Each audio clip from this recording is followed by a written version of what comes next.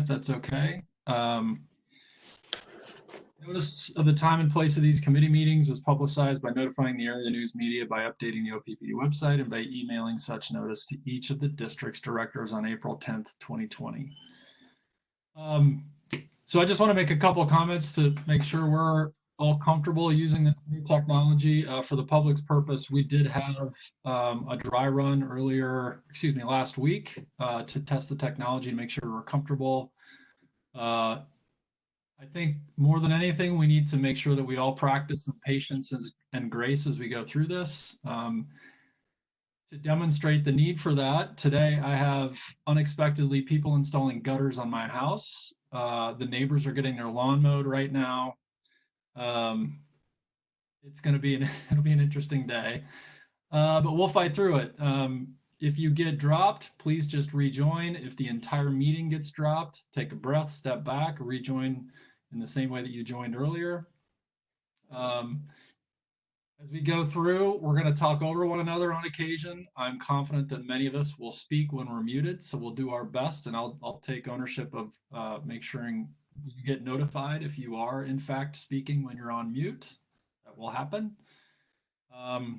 And I think one of the biggest things that serves us all well as we go through this is a reminder to always keep yourself on mute if you're not speaking. That background noise can be really distracting. But thanks everybody for joining and testing this technology. I appreciate all the work that the district went into. Many people have worked really hard to figure this out and to test it, worked to attend other public meetings to see what worked and what didn't. So I really appreciate all the patience and effort that went into this. To members of the public, thank you for attending as well. You're in listen-only mode. If you have any technology questions, please use the chat feature in WebEx to communicate with the event host. You can see instructions for that on your screen right now. We're going to hear the following reports today. Director Bogner will cover finance. Director Mulhoff will cover system management, nuclear oversight. Director Yoder will handle public information, and Director McGuire will handle governance. We also have one item to discuss in closed session. That's an update on Power with Purpose. Because of the anticipated length of the discussion, we will conduct a closed session in the afternoon. So our goal here is to get through open session before lunch. We'll break for lunch, and then we will reconvene at approximately about 1 o'clock. We'll see where we're at with that time schedule, but that's the goal for now. All times on the agendas are approximations. Okay, Mr. Burke, are you ready to provide a safety briefing?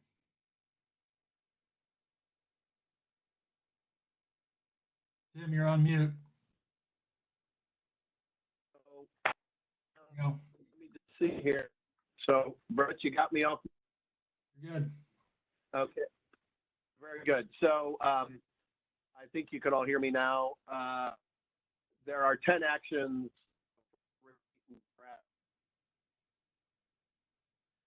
to slow the spread of COVID-19. That's our safety briefing day, are these 10 items. I'm not going to step through them, but it's just a reminder of kind of as we sit in our homes, some of us in our offices, just be cognizant of cords and wires and connected to and what,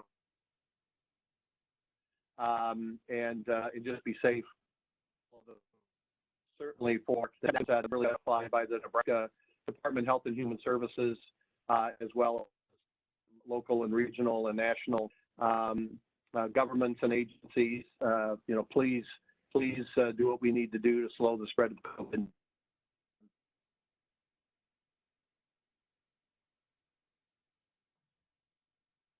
Thanks, Mr. Burke. So let's go ahead and jump into the meat of the meeting.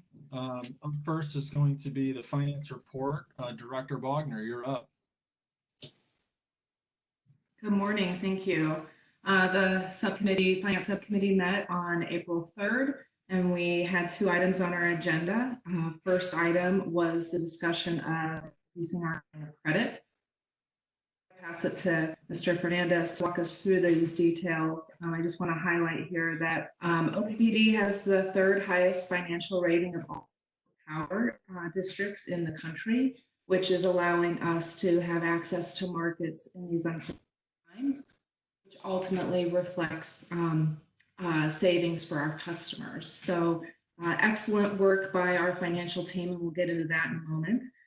The aspect that we talked about that Friday was a rate design process. I'm really trying to figure out how do we set and create so that we can have a regular rate design update in place so that our expectations both between the board, the management team, and the public are pretty clear on what that looks like. And so over the coming months, we'll be working through that. I envision committee on those discussions as well. Looking forward to May, we'll continue to talk about that rate process, and then we're also going to further the discussion of and rate revisions that we hope to roll out by the end of this year. So more on that in May, but I'll turn it over now to Mr. Fernandez.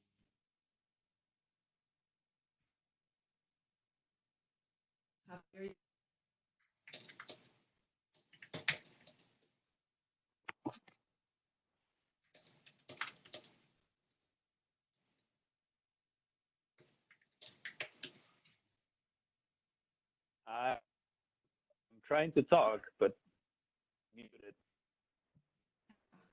Can you hear me? Yes. Okay. For the introduction and for giving us grace as we're trying to use technology for the first time here in a public setting. The purpose of this item is to walk the board through the logic behind the request that we are making and the item we will put for the board's consideration on Thursday. This requires board approval, and it is to extend or expand the capacity for OPPD to enter into line of credit agreements with banking institutions. So with that, I'm going to ask Mo to advance the slide. There you go. Thanks. I think it's important for us to talk about definitions first. Days cash and days liquidity on hand. I'm gonna be here for the next 15 minutes or so. I don't want to talk about what they mean. Days cash on hand is, as you can see,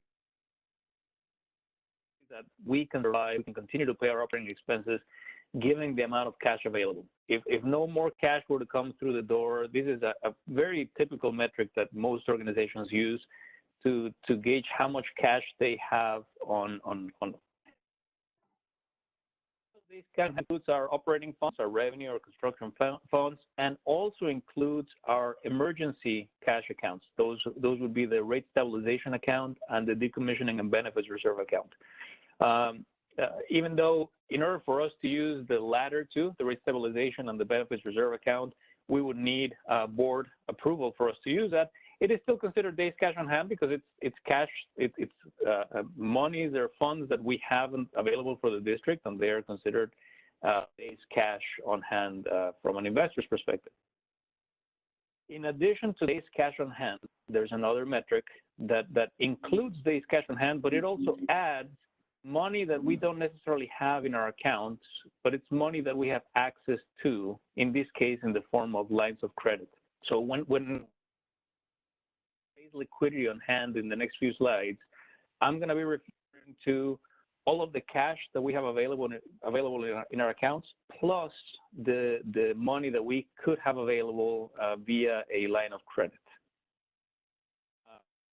I'm going to pause here for seconds to see if there's any questions or comments from the board.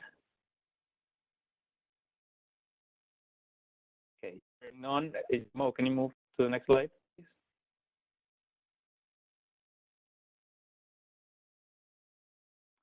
Okay, the line of credit history. The first time the board to enter into a line of credit agreement was in 1983. This is 37 years ago. We went through different iterations. That line of credit was originally established to support our commercial paper program, and I'm going to talk about that in just a minute. The last time that the board approved an authorization for a line of credit was in 2010, so this is a decade ago. which is our current authorization, which is to have a line of credit available for up to $250 million. That line of credit has been used in the past to support our commercial paper program. And I'm going to mention in very high-level terms, but basically we have a commercial paper program. It used to be $150 million. As of last year, we have $250 million outstanding today. And that commercial paper program, it's really just a different flavor of debt issuance. So instead of having bonds that have a fixed rate that is fixed to the maturity date that it's many years away from now, commercial paper, it's another type of debt instrument that allows us to borrow money programs or capital investments, but it has short maturities. It has maturities that could range from a few days all the way up to 270 days. That's the maximum of the maturities. Every so often, every 30, 60, 90 days, whenever the maturity of the commercial paper is, that commercial paper matures. Technically, OPPD would have to pay that investor the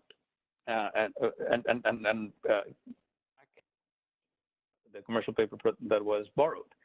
What happens is we have broker dealers that help us roll over this commercial paper every time we have maturities. So in essence, it's a debt instrument that has an interest rate that resets every so often, very frequently, I would say. And it is a common practice for issuers like us to have a line of credit on the side, just in case we have some maturities of commercial paper coming due. And if the market environment is such that we're having trouble either finding new buyers or we can find buyers for commercial paper but at really high interest rates, this is where the line of credit comes in for us to use that line of credit, draw from that line of credit, and pay off whoever investor has that commercial paper. So that has been the relationship between the line of credit and the commercial paper program. In 2019, we made a decision, and it was a recommendation to the board, and the board approved for us to increase our commercial paper program to $250 million. That means we are reducing the interest expense of the district. We converted essentially $100 million of long-term, high interest rate debt into short-term, low interest rate commercial paper, which is great. We've already achieved quite a bit of savings by doing that. But when we did that, we knew that now all of our line of credit was going to be somewhat utilized by the new commercial paper program. That was something we've been planning for a while. Our plan was later this year in 2020 to run different RFPs and seek different pricing points for us to ask the board to expand our line of credit from $250 million upwards, and I'm going to talk about the amount later on here. So the plan was always to come back to the board in 2020, probably in the second half of 2020, and ask for these authorizations. Now, the current financial conditions, what we went through a few weeks ago, has prompted us to ask the board for these authorization earlier, a few months earlier than planned.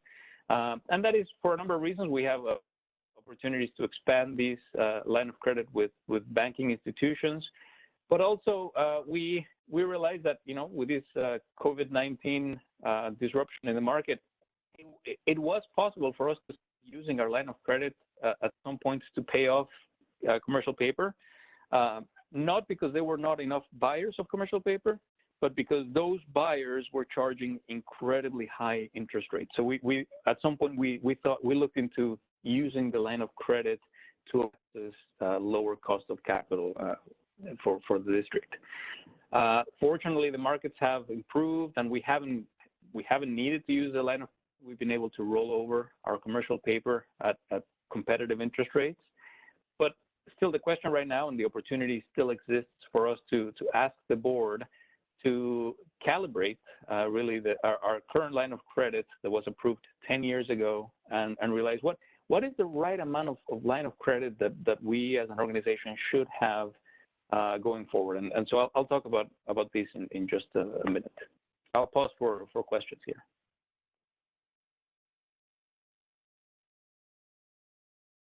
Okay, hearing on, Mo, can you move forward one slide, please? As Director Bogner mentioned, we have a very strong financial position. We have a AA2 and not AA stable ratings from Moody's and Standard & Poor's. They also rate short-term commercial paper, and so we have the highest ratings of P1 and A1 plus from those rating agencies as well. As of March of 2020, we had 222 days of liquidity. Projected liquidity at the end of the year is 212 days. Now, this does not include any of the potential scenarios that could happen with COVID-19 and the economy, but it's suffice to say that we have healthy levels of days liquidity, but they're trending down, and this is probably a good time for us to start looking at adding additional liquidity layers to continue to maintain our financial position. This is not a cult in crisis, right? This is a good, prudent fiscal action for us to continue to maintain our already strong financial position. And I want to reiterate that a few times because it's important to be clear about that we're coming to the board in a good time for us to strengthen our financial position and not in crisis trying to fix a problem that already exists. That's an important nuance, but I want to emphasize it. Any questions so far? Yes, Javier, I have one. Yes, Mike. To clarify for a second here, the days of liquidity is the amount of days on cash on hand plus the ability to borrow, correct?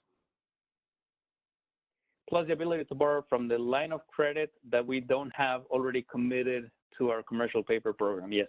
Okay. How many days of cash do we have on hand? Don't we normally get reports based upon the actual cash on hand when we have a measuring stick for how many days, of available resources? Don't we normally get that type of report? And if so, what number would that be?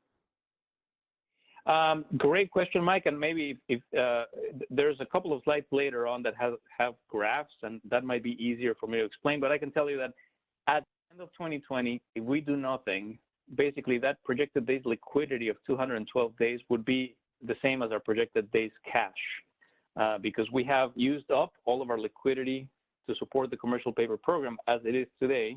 Really, the 212 days liquidity, it's really our 212 days cash on hand. And these might be better explained later on in a couple of graphs, if that's okay with you, Mike. That's fine. Thanks, Javier. Yes. Any other questions? Okay, Mo, can you move forward with one more slide, please? So this is what I was referring to, Mike. You can see the blue bars are depicting the days cash on hand. The orange was the additional days with the existing line of credit. In 2018, we had only $150 million of commercial paper program. That left us with an additional $100 million of line of credit that was unused or uncommitted to the commercial paper program. By increasing our commercial paper program, that reduces the amount of line of credit that we had uncommitted. And so right now, as we look forward into 2020, really the days cash and our days liquidity are the same. It is very important for us to look at the gray area. That gray area, I get asked many times, what is the magical number for days cash or days liquidity on hand that we should have? And really, there is no magic number, but there is an area or a range that is observed by both investors and rating agencies. And for utilities of our size, with our credit quality, that range is depicted in the gray area in there. It's somewhere in the 160 to 260 days cash and days liquidity. So hopefully, Director Kavanaugh, these answers your question a little bit better. Yes, thank you.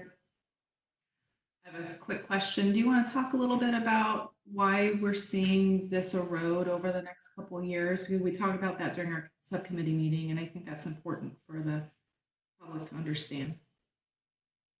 Certainly. So in the next few years, we are still in the no general rate increase environment, which is important to know. This is the background for all of our financial actions.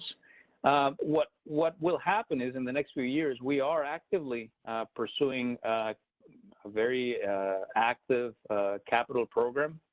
And we are planning to use and deploy some of our cash assets to continue to finance our capital program with both current revenues recovered from ratepayers as well as existing cash. And this is it's putting our cash to work in good capital projects for the benefit of our customer owners.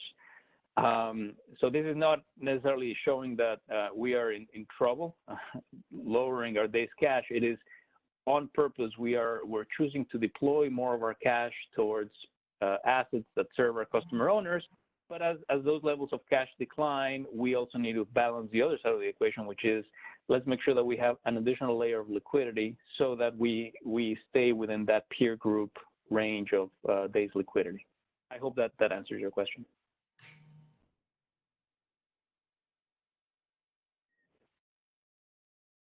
Okay, Mo, can you move forward one more slide, please? Okay, so liquidity needs, a few things have changed. It's been 10 years since the board approved our expansion of line of credit last, and expenses have grown $147 million since. Just one decade of additional utility work and inflation and just good work out of the district. We are spending today $147 million more in operating and maintenance expenses than we spent in 2010. So the organization has grown and so has inflation, and so that's a big change. Also, another liquidity need that we will probably have later this year is the revenues are expected to decline in 2020 compared to budget. Courtesy of the current pandemic issue, and we're seeing commercial accounts and industrial accounts and some residential accounts looking at, okay, what are we going to do as we all get used to this new reality that we have, at least on a temporary basis, for revenues to decline slightly. Another big change that happened since 2010 is we joined the SPP integrated market. We joined in 2009, but we really transitioned from mostly physical transactions to now mostly financial transactions in 2014. So now as we transact in the market, there's a lot more need for us to have liquidity and cash available as we are now a member of a more integrated, more robust, and more complex marketplace than we were back in 2010. We've implemented hedging strategies in 2019. Those require margin accounts. Those require additional liquidity from the district. So those are changes that we didn't have in 2010 that we have today. All for good reasons, but it points to the fact that our liquidity needs have grown in the past 10 years, but our liquidity facility hasn't. As I've mentioned a few times already, our current line of credit today is fully tied to our commercial paper program, all for great reasons. We're saving quite a bit of money on interest expense on the commercial paper program. We now have $50 million available today on our rate stabilization account, and we have $94 million in our decommissioning and benefits reserve funds. So this is a positive that we have today that helps with liquidity needs. Let me just spend maybe 30 seconds talking about the difference between those two, where I'm hearing a keyboard somewhere. A rate that used for a rate stabilization or decommissioning and benefits reserve fund would be one where if we know that there's a cost increase that's coming that will affect not only this year, but in many years in the future. If we know that, I'm just hypothetically here, but if we have, if we know of a rate increase that's going to be needed in the next few years, that's a situation where you do not use your line of credit to solve for that, right? You use a different tool. This is where a rate stabilization fund would help us ease in to a potential rate increase into the future. It's not to eliminate it, but it's to ease in if we know that there's going to be a big rate shock for ratepayers. Instead of having 1 year over the next and having a huge rate increase, a rate stabilization fund helps us ease in or feather in such a change. It's important for us to have these additional liquidity layers, but they are to be used carefully and for these type of situations. Where we would use the line of credit is for something that is more temporary in nature, right? If we know that we have a shortfall of revenues for a number of months, but we know that that's coming back up in the next few months, that's where you use your liquidity to flex that and to cash flow, solve a cash flow problem, not to solve a rate increase problem. And I hope that makes sense. It's a pretty important difference. And I see that Director Yoder has a question for me. Thank you, Javier. Thank you for the detailed explanations. I may have to soak myself in that more before I fully grasp it. But back to the budget item, the two bullets underneath there, where you note that revenues are expected to decline compared to budget. I have no doubt this is a strange year. But overall, I'm wondering, expenses you've shown have grown by a numerical amount compared to another time. As a percentage, though, of the budget, have they ballooned up as a larger percent? Your question is, have expenses grown more than 3%? Is that the question? Well, they've grown. Have they grown as a percentage of the budget? Or are they still about the same amount that they were back in 2010? Great question, Director Yoder. And I would, I'm going to probably phone a friend here, Mr. Burke. But I can tell you that no, the answer is no. We went in around 2015, so halfway through that decade, the district underwent a huge transformation initiative where we implemented a cost and process improvement initiative to use and implement lean programs to make sure that we had as efficient of an operation as we could, really reducing unnecessary expenses and really making sure that all of the O&M expenses that we had in the district were needed. And that, frankly, is one of the components that is allowing us today to live in that no general rate increase environment.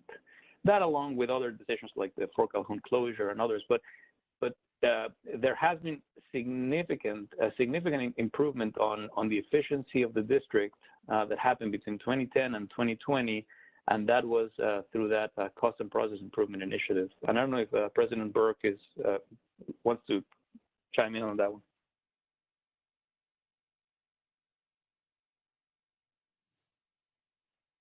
You're on mute. You may be on mute. Yeah. Okay, so there, I think he's manually unmuting us. So yeah, I would say this: if you compare us from 2010 to 2020, I think the answer is yes. O&M costs have increased, and they may be different. Certainly after 2016, we shifted some of those costs of operating Fort Calhoun versus funding the decommissioning funding plan kind of quicker, faster, so we could use that for the decommissioning related work, all part of our kind of operating cost. But if you just compare 2010 to 2020, I would say overall our general costs have increased. But that's the reason, as Javier indicated, why we looked at that cost and process improvement.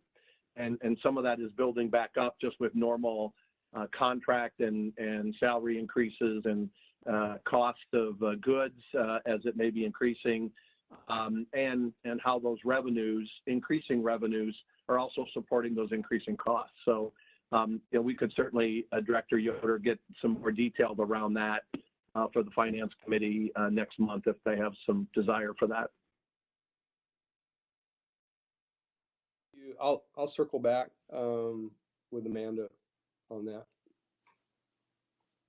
And that's a relatively easy calculation for us to compute, Director Yoder. That's just going back to the 2010 COP and then calculating how much, the percentage-wise O&M was as a percentage of total budget versus what that picture was for 2020 or 2019. I think that we can certainly run that. Terrific. Thanks. Javier? And I understand that Director Williams had his hand raised. Yep. I did, Javier. Sorry, there was some trouble with the muting there, but I had a couple of questions. Javier, first, when can we expect, I know it won't be anytime soon, but when can we expect that we would see some of the reporting about the change in our overall costs and revenues based on the public health crisis and the business changes that we're seeing right now? Will that appear at the end of the second quarter or third quarter, or when do we think we'll start to have some of that information so that we can gauge what the overall impact is in this year and what we might need to prepare for into next year? Is that going to come during the year or not until the COP, or what is the timeline for that? Thank you, Director Williams. Great question. And my intention is not to wait until the COP. Until the COP, it would be too late. That's too late into the year. Just this morning, I had a conversation with President Burke about the different scenario planning that we have, and my team and the budget group and Treasury and Energy Marketing and Trading have been spending a lot of time analyzing, building what-if scenarios. At this point in time, we don't have enough information for us to start making changes or have actionable recommendations. But my intention would be that for the next Finance Committee meeting towards the end of April or beginning of May, for me to bring these to the Finance Committee and talk about all these different scenarios, the most likely, the best, the worst scenario, and for us to start thinking about the potential effects of the current pandemic on our financial condition. We didn't really see much of that in March, although I undoubtedly there were customers that were affected in March. But from a financial perspective, I believe that the month of April will give us probably the best first look at what this means in terms of load and customer revenues, et cetera, et cetera. So I plan to keep the Finance Committee updated as much as I can, as early as late April or early May, really for us to have a meaningful discussion about action items. I would expect that to happen sometime in the May, June timeframe on the front end of the COP development program. I hope that answers your question. Yes, thanks very much. And then I did have a follow-up. You did mention the rate stabilization fund only in as much as it would be, that is designed to kind of feather in a change in rates in the future. So it would not be appropriate for the rate stabilization fund to be used as an emergency kind of patch if the revenue impacts from the public health crisis were significant, or is that something that we would talk about when you make those recommendations in May and June? I'm trying to understand what are the tools that we have based on what potential impacts we might see. Yeah, and I would say that's a conversation to be had at a later time with more information. But to be clear, on the rate stabilization fund, we can use it anytime. The issue with the rate stabilization fund is the way we have portrayed that to investors is when we use it, we will replenish it as fast as we can starting the next year, right? So for us, if we use the rate stabilization fund today to plug a hole that we may have today, we know that come next year we're going to have to replenish it. It's not money that we can just use and never come back and refill it. So we would have to have a very robust discussion about not only this year but the subsequent years about what the financial picture looks for OPPD. Whereas I believe that the line of credit would be probably a better suited instrument for us to solve a within-year liquidity cash flow issue and use the rate stabilization for something that would be more multi-year to tie different rate periods. So the rate stabilization fund can be used within a year, but it wouldn't be my first choice, if that makes sense. Yes, thank you. And I'm not suggesting that we start to look at that. I just want to make sure I'm understanding the different type of tools that we have. And thank you for the clarification about how this line of credit would be used. That covers it. Thank you. You're welcome. I believe I think I heard Director Kavanagh, and I believe also Director McGuire has her hand raised. Yep. Okay, now thanks. I'm trying to unmute. You're good, Ann. Go ahead. Yeah, my question is whether or not the district is qualifying for any state or federal COVID funds, the way that the funds are right now, as far as the federal funds. Would we qualify or not since we're public power? That's a good question, and I would say too early to tell. It depends on what funds you're talking about. There are a few funds that are available for smaller employers who have 500 or fewer employees. Of course, that's not us. We're also public power. It's unclear as to how these would help municipalities like us, public entities like us.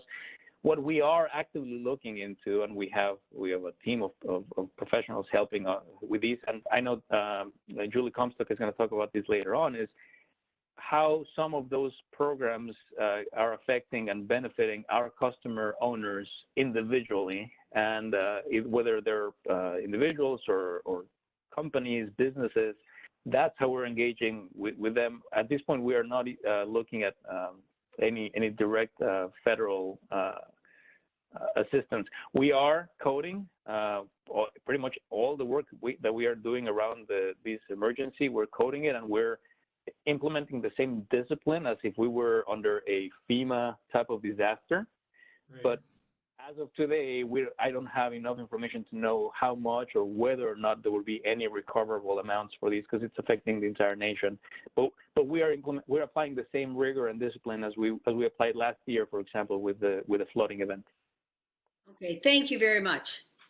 Yeah, and I to just build on that, I suspect we'll get a little bit of information during the PI legislative. I know there's a lot swirling with respect to potential stimulus funds, so we can talk a little bit more about what potentially might be out there later.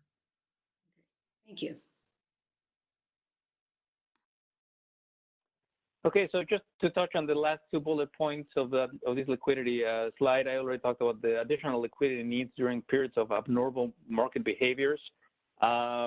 We just 3 weeks ago, we were in that spot where we could have rolled over our commercial paper program. We would have rolled it over at interest rates that were 3 or 4 times the normal rate that we would have expected. So that's not an ideal market to go in and roll over commercial paper. So that would have been one condition under which we would have probably drawn from our line of credit, repay the commercial paper, and therefore achieve a lower interest rate for the district. So it is in times like these where a line of credit comes in very handy. And we are fortunate enough that we have the credit rating that we have, and we have good relationships with banking institutions that we have been able to engage with a banking institution to look at potentially increasing our line of credit amount even during these times. So I'm going to talk that in just 1 or 2 more slides. Mo, can you move a slide forward, please? Thank you. So you're familiar with the blue bars and the orange bars, which are similar to the ones that I presented earlier. What the green bars show is, and you'll see this here, the ask to the board on Thursday is to approve an increase to our line of credit authorization for an additional $200 million. Now, that is the authorization that the board would approve.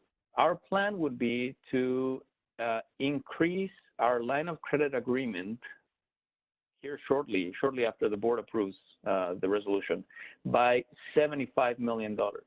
And what that would do, you can see that in the 2020 column, it would add that additional green block, that's the additional days liquidity, with a new $75 million line of credit agreement. We wouldn't enter into the full $200 million right away. 1, because we don't need it right away, and 2, because it's expensive. When you enter into lines of credit we have to pay an annual fee to the bank in order for them to have that liquidity available to us at a moment's time, right? So we want to be good stewards of our customer owners' resources, and so we would, the plan would be that come 2022, that is when we would potentially increase and exercise the full capacity of the line of credit to give a boost to our day's liquidity projections and continue to remain in a strong financial position. So that's tentatively the projection. Of course, all of these are subject to change depending on many factors, but that is the plan for us to come ask the board for an increase of $200 million, but don't exercise it right away. It's going to be a gradual approach, and we will exercise it as needed, with the first $75 million coming here pretty soon after the approval. I'll pause for questions here. Yeah, Javier, this is Rick. So educate me a little bit. Is there a commonly used metric, a debt ratio of some sort, and how would this apply to that? Or what debt metric would we use, and how would this affect that? That's an excellent question. Yes, there is a debt. There are a couple of debt ratios. One is our debt to capitalization ratio that we've talked about before. It's how much debt we have outstanding compared to our assets outstanding. The other one, probably the more applicable here, would be our debt service coverage ratio. It's how much money, after we pay all of our operating expenses, how much money we have left to pay debt service. And that, for us, we've established internally a minimum of 2 times, meaning we have double the amount we need to pay that service, and then the other half is we use it mostly for capital projects. It is very important for me to mention that having that line of credit available or entering into a line of credit agreement with a bank doesn't mean that we are drawing from it. In fact, the current line of credit we have today with Bank of America, we haven't drawn from that line since the agreement was established. So we are not in debt with the bank. It is just the ability for us to get in debt with the bank, right? So having this additional line of credit, that green bar, for example, that additional day's liquidity would not affect our debt service coverage ratio or our debt ratio until we draw from that line. And the idea would be, if you draw from that line, you repay it back as fast as you can. So it's an added layer of liquidity that doesn't have necessarily the direct negative effect on our debt ratios. But that's an excellent question, and thank you for the clarification. Well, thank you for clarifying. So if we look at 2022, for example, where we have the ability to borrow money, if for whatever reason, we've seen a couple of strange instances last year and this year, for whatever reason, we were to fully exercise the option that we're proposing here. In other words, to borrow that full green amount, then would we be in a position where our debt service coverage would be less than 2? Or is that even possible to project?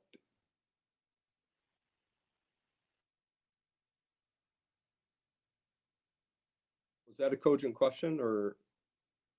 Oh, sorry, I'm speaking with, I'm on mute. Oh. That's a great question. I just gave you a fantastic answer. I was just on mute. So that's a great question. The one element that was missing in that picture is the regular long-term debt issuance. That's a different type of debt issuance that before we got to exercising the full liquidity or line of credit in this case, we would have to have a conversation about, is this the right tool? Again, if it is a temporary problem that we're trying to fix with, where the line of credit helps bridge liquidity from one period to the next period, mostly within the same fiscal year, that's what we would use. If we were in a position where we need to boost liquidity overall for the district year over year, this is where, and we, for example, we have in front of us a big capital program. This is where we would start looking at, hey, we haven't issued debt to finance new capital for many, many years in a row, which is great. That has improved our financial condition. And as I've said many times, at some point, we may have to issue debt to finance some capital projects. That would be another element in this discussion. Say that instead of using our cash, instead of using current revenues from customers, we would potentially then start looking at some point, maybe going back into the market and issuing debt to finance capital. That's not a bad thing to do, but it's certainly one thing that we've been preparing ourselves for by not issuing debt for so many years in a row. We're improving our debt ratios, and we would be in a better position for us to consider that as an additional liquidity tool for the budget. So I hope that helps. It's not just the line of credit, but it's also the long-term capital debt that comes into play here. Thank you, sir. I appreciate it.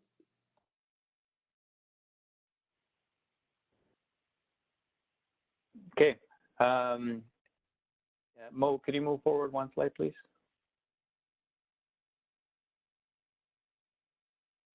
Okay, so bottom line, our recommendation, and I've already mentioned this earlier, would be to ask the board for an increase to our line of credit authorization by $200 million. So that will bring our total from $250 to $450 million total. It provides financial flexibility. It supports our commercial paper program, all the interest savings that we're achieving from that program. It supports our AA credit rating that we have currently with Moody's and Standard & Poor's. Again, I believe it's a fiscally prudent measure that provides additional liquidity if we need it. Now, these add a commitment fee. So this is not for free. As we start exercising, and this is the next bullet point, upon the board's authorization, we will pursue an immediate increase of $75 million of that line of credit. It's not for free. We would have to pay an annual fee or a semi-annual fee, depending on how we negotiate with the banks, to have access to that additional line of credit. So we've already built that, and we believe that it's a prudent fee to pay.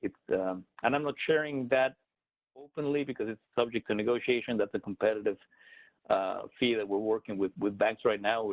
We're discussing what potential terms would be for the line of credit, but it would be a fee that would be similar to the one that we're paying today, more expensive than what we're paying today because markets are not as strong as they were last year. So we would pay a premium over what we were paying on our old line of credit, but it is still a very, I would call it a modest expense compared to the benefit that the line of credit would provide. And we're talking about less than $500,000 per year. I feel comfortable talking about that in those broad terms.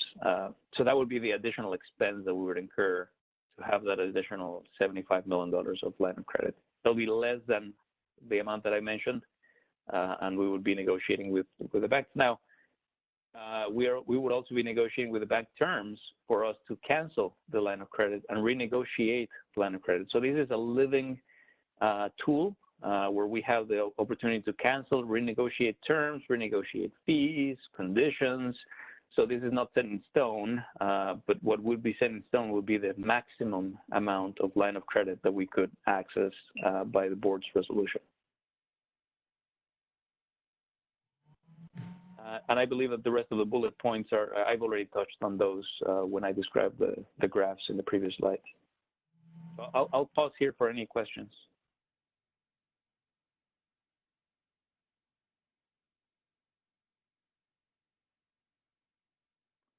Okay, hearing none, I believe these might be the end of the presentation. Mo, can you confirm? It is, Javier. I'll take it. So this is a resolution that I think can be on the consent agenda, and unless anyone takes issue with that, and that concludes the Finance Committee report. Okay, thank you, Director Bogner. Thanks, Javier. I just want to take a moment to commend the Finance Committee on really setting a good model for how we're going to handle this meeting going forward. I think everybody did a good job of allowing time and space for questions to flow in. You did a good job of raising your hand using the technology. So good work, everybody. Keep it up. We're off and running. Next up, System Management and Nuclear Oversight, Director Molhoff.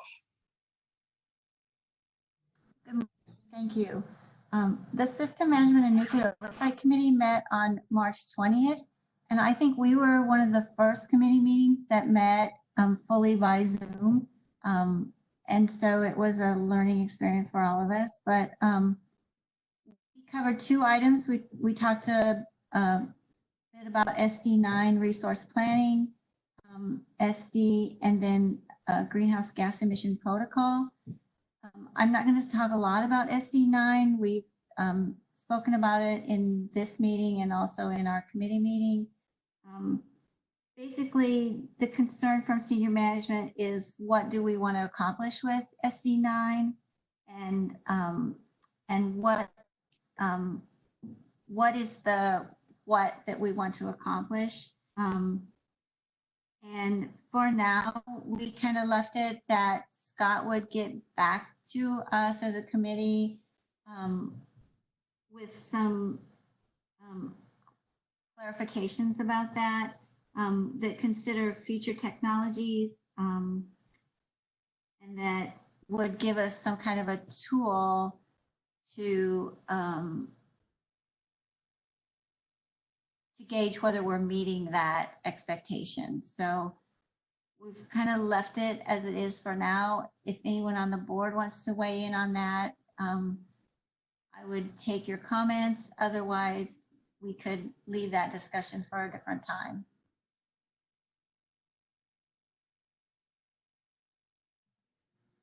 Janice, this is Eric. And when you say a different time, do we have an idea of what that timeline would be? We have talked about a strategic planning offsite workshop in the future. Is that the time when we would have that discussion, or what specifically do we have in mind so that everybody's kind of on the same page for timeline on SD9?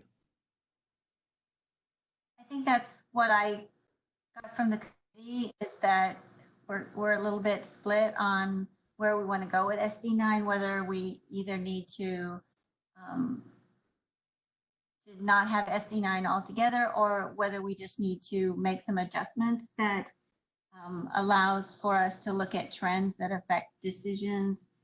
And so probably if we have a board retreat in the summer, depending on what the directed health measures are going forward, if we can get together and talk about this at a later date. And I was giving Scott some time to think this over and respond in the way that he had said he would, when he's not so busy with managing the risk of the pandemic. This is Scott. I sincerely appreciate the timing on that.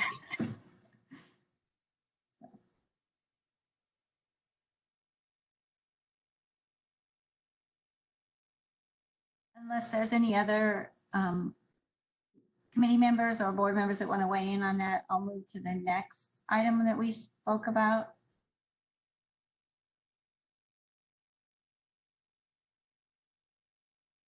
Mary gave us an update about greenhouse gas protocol information and benchmarking that also discussed a little bit about where we are with decarbonization. And so she and I discussed that I would just turn this over to her at this point, and she can brief the rest of the board on what she talked with us about on the committee.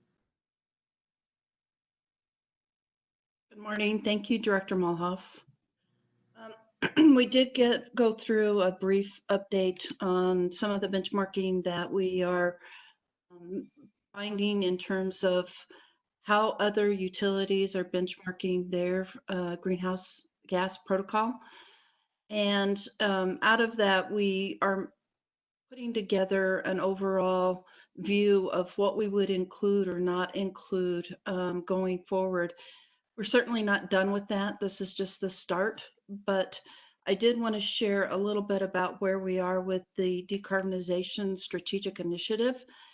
And in the committee meeting, what we discussed, or excuse me, in the pre-committee meeting for systems, what I indicated is that we're really looking at 4 different work streams associated with decarbonization. The first one, which I think you're all very familiar with, has to do with our generation and where we would go with our energy portfolio in the future. And as we've talked about before, that's really a modeling exercise that we need to complete in order to understand what the different pathways are that would take us to nearing where we can be with our net zero carbon, excuse me, net zero carbon goal in SD7.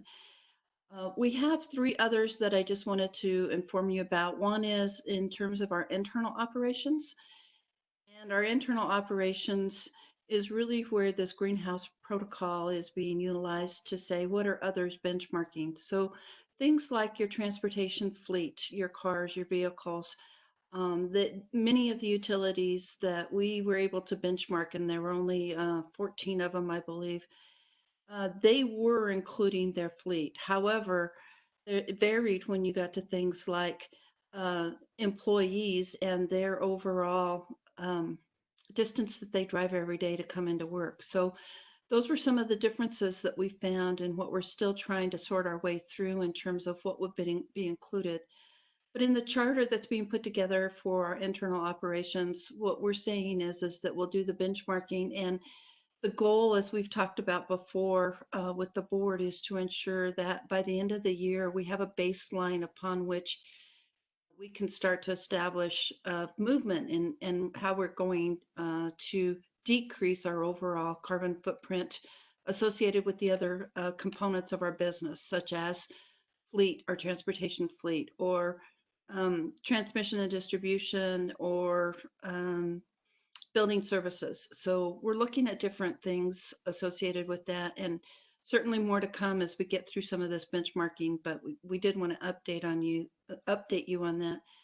The 2 other components that we've included in the overall charter for decarbonization, one is community, and what we want to do with the community is to engage as a business partner with the community to help inform them and really be that trusted partner for them to discuss how it is that we can help move their communities forward in a decarbonized world.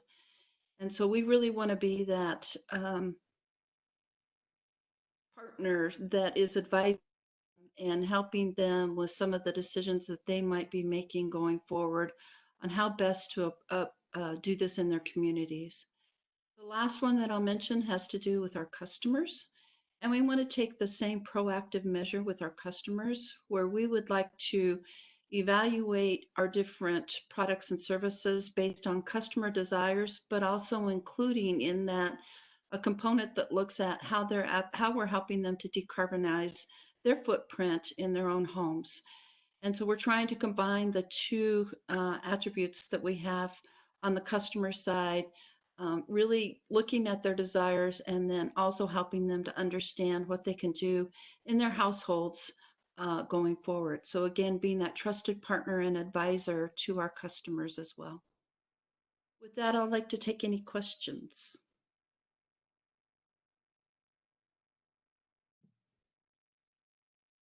This is Eric. Mary, I appreciate the update on the 4 different areas. I have a couple quick questions. You mentioned the idea of a charter. Are the charters going to be something that will be presented publicly? And if so, do we have a timeline on when those will be ready so that other stakeholders can kind of be aware of what these documents are and what they are telling us is happening, or the guiding principles, as far as I understand, for the strategic initiatives? Is there a timeline for that information?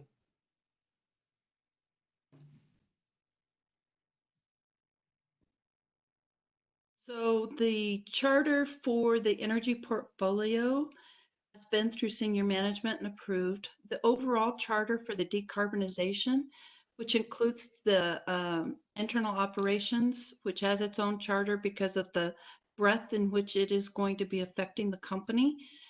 That one, we have a draft, and the overall charter, which takes all 4 of these into account. We also have a draft of that.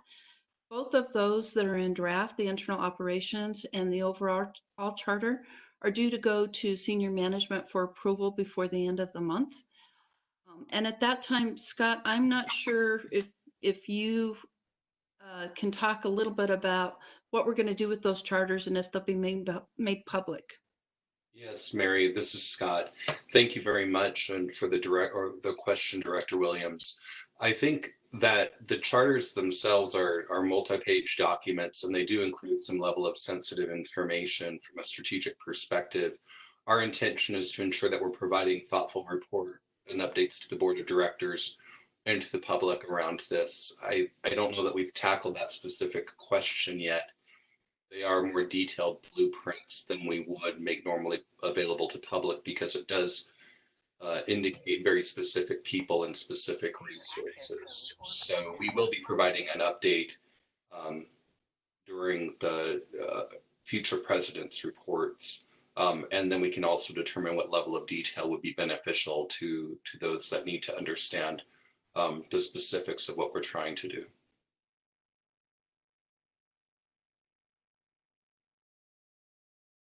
I've got a quick question slash comment. One of the things that I've been paying attention to in the greenhouse gas inventory world, and my suspicion is that you guys are all over this, is the movement to make greenhouse gas emissions targets and goals science-based. So the science-based science-based initiative is really about triangulating what scientists are telling us as a society we need to do with respect to where emissions need to get so as to prevent certain thresholds for environmental damage, and then aligning goals to marry those. I only bring it up just to make sure that that's something that's on the radar of your team as they're looking at what our GHG inventory includes, and what those targets are going to be. So yes, I would say that we are aware of that and we are looking at it. I would also say that really our focus for this year is to get that baseline inventory. And then next year we'll be looking at what are those things that we can do and what goals we can set out. What are the ramifications of doing those things in our business? What's the cost? What's the rate impact? That's all for a next year focus. This year we're really focusing on that baseline. Absolutely. Thank you. This is Tim. Yeah, this is Tim. I would just add,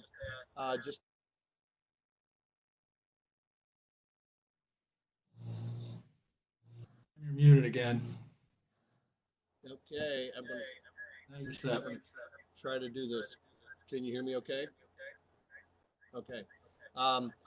If you remember me reporting last month that we are converting many of our mobile vehicles to electric or electric profile vehicles.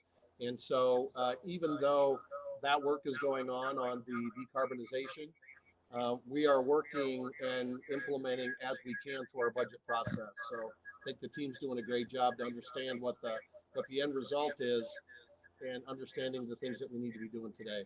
So.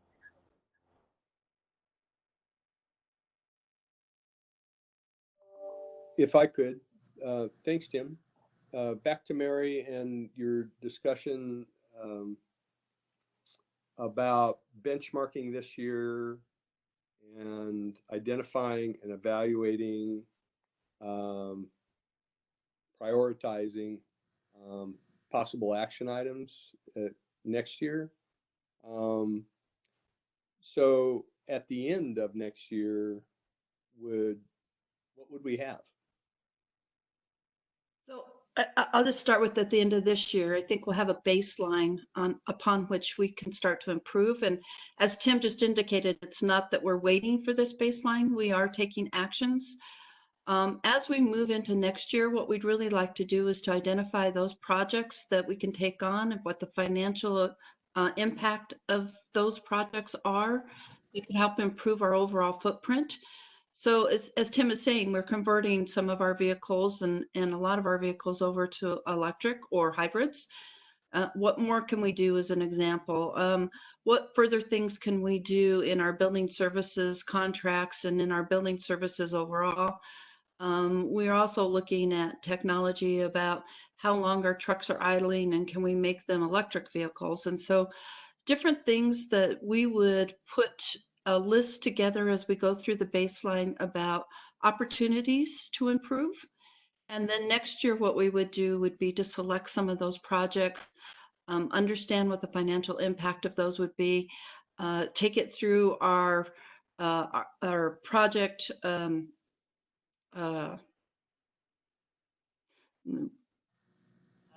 resource prioritization and put those projects into either capital dollars that we would expend or into our thinking for what our O&M budgets would be for the following year. So next year, what I would really like to end up with at the end of next year are not only projects that can be identified that we can say are multi-year projects that might take a while to complete, but we at least have a pathway. And also at the end of the year, any of those that are short-term and financially economical for us to do during the year, we would have those done and completed. I don't know what those are today. I think we will know by the end of the year what those might look like.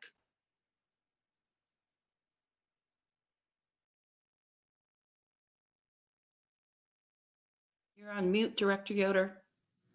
Just asked myself the question, do I still have my mic on? Can you answer it too? I have to push the right part of the screen.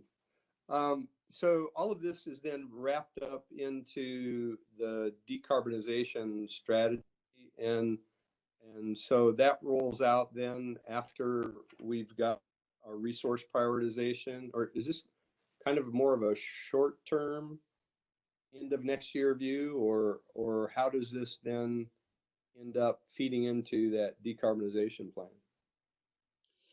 So I look at this as separate streams of work to be completed. The internal operations, the real goal there is to make sure that we incorporate those into our business and that they're sustainable long-term, and that we put the thinking into the business about decisions that we would make going forward on how our internal operations are to be conducted. So I see that as a separate work stream from the generation portfolio. The generation portfolio is really looking at how can we make meaningful steps towards reducing the carbon output of our generating fleet. Did that answer your question, Director Yoder? Thank you for your perspective. I appreciate that. And then tying it back to public information, at what point does this work then feed into the public representation of what's going on with all of this? When does Lisa's group get engaged in and start to share out what you're learning here? Yeah, well, so Lisa's group is already engaged. I might just start with that. We're working on a stakeholder outreach portion of the energy portfolio. And what we would do would be to reach out to the community to help them to gauge not only the inputs that go into the modeling that we're doing, but also any other ideas about other things that we should be doing that we're just not familiar with. So, you know, where do batteries lie in this whole discussion would be something that perhaps we would want to have a discussion with the community before we decided on what that input might look like into the modeling. So Lisa's group is working hand in hand with us as we move forward in the decarbonization strategy. And she is coming up with a stakeholder outreach program that works in conjunction with this.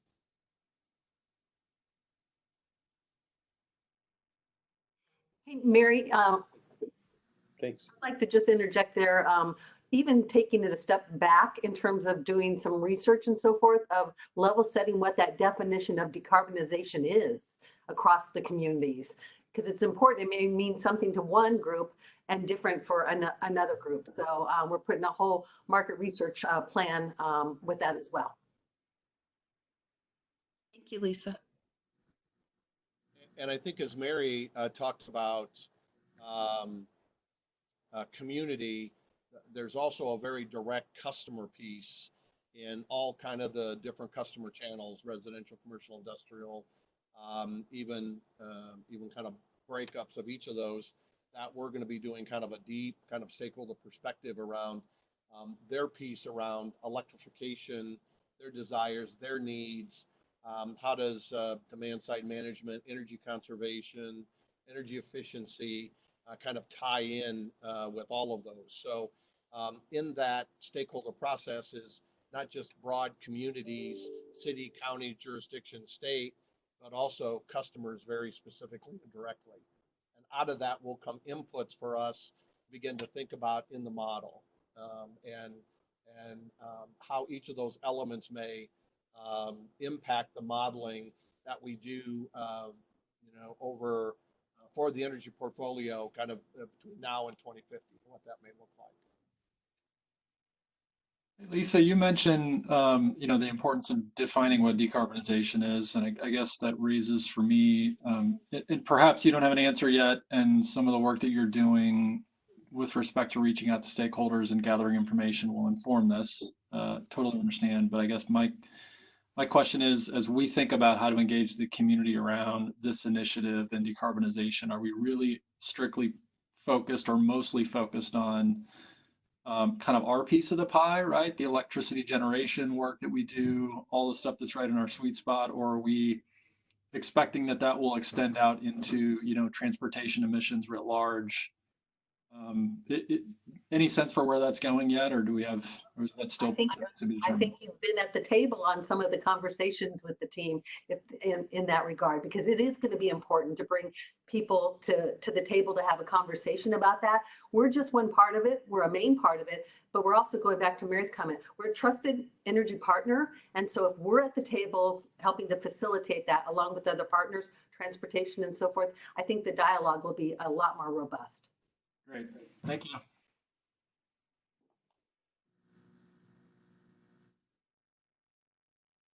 Okay, thank you, everyone. I want to thank Mary and her team, Jessica and Jeremy and Russ and Paul, for working on this greenhouse gas protocol and benchmarking initiative. I think this will really help us to have a good, solid base for moving forward. So thank you, Mary and your team. We have two agenda items for Thursday that I'm going to turn it over to Mary. One is an interlocal agreement for cooperative use of wireless area network, and then a Nebraska City Station 2 catalyst replacement. So Mary, I'm going to turn it back over to you for those two agenda items for Thursday. Great, thank you. The first agenda item is actually Kate Brown. So Kate, if you'd like to join in, please.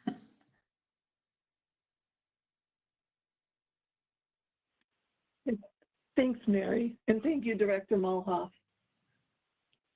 So I'm going to talk about the agreement that we have, and I'm going to back up for a moment to make sure everyone has similar information around these agreements.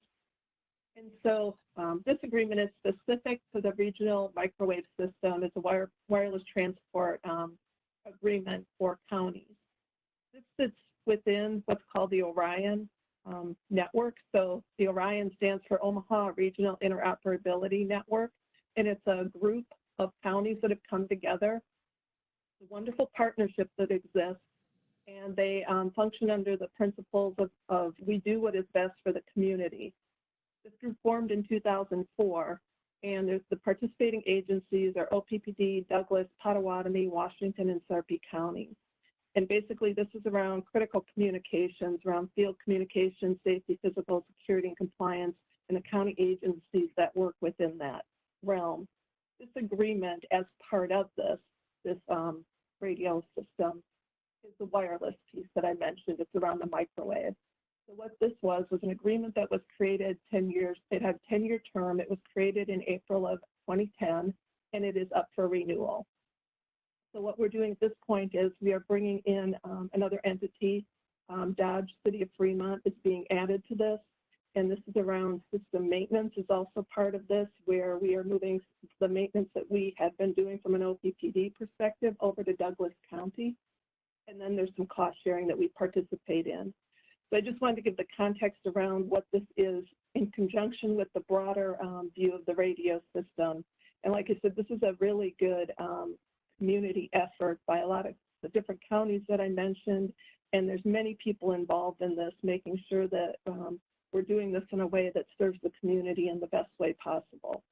So that's what this is. And we're asking for approval from the directors to bring this interlocal agreement forward on Thursday.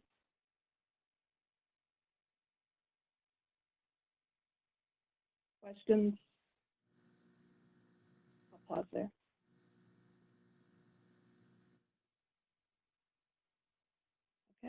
Okay, we've discussed Orion before, and I think it's a very worthwhile and important service that we provide for these communities, counties. So thank you for that.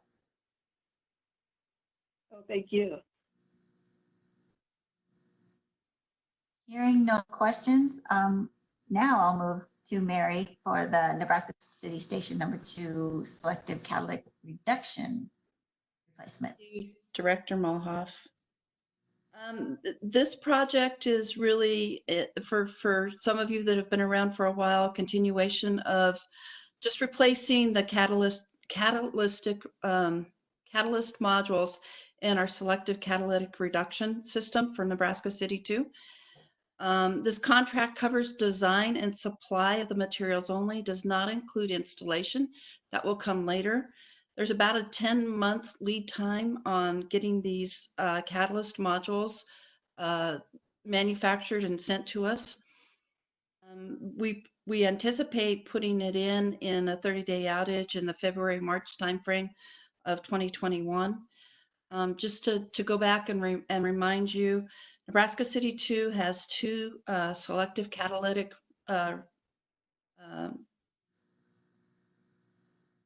reduction systems, one in each train. We have 2 flue trains. Each SCR has 3 layers of catalyst, and each layer consists of 90 catalyst modules. We have standardized on this design so that we can regenerate these as we move forward, but we also replace 1 layer every 2 years. So this will replacing 1 layer in each catalyst in each train in the time frame, in the February to March time frame of 2021. We had 3 bids. 2 bids were determined to be legally non-compliant. So Cormatech and Mitsubishi were non-compliant from a legal perspective based on some of the exemptions that they requested on the legal terms. Iridium Ceramic, who was also the current supplier, came in at a cost that was slightly higher than the others, but still under our estimated cost from our engineers. So we're asking the board to approve the purchase of these modules from Iridium Ceramic.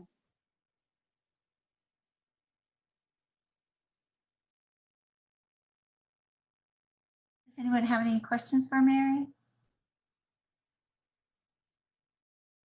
Yeah, one question. I was just wondering, Mary, where are these going to be fabricated? Are they in the United States or out of the country?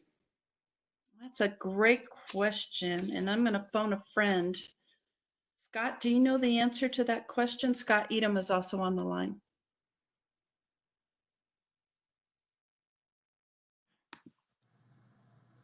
Leave it to be. Let me confirm that quickly. Okay, we'll have to get back with you on that one if that's all right, Director McGuire. Okay, thanks. Are there any other questions? I was wondering also if you can give us an update at the nuclear power plant as far as how we're doing considering the COVID and what type of accommodations you've made.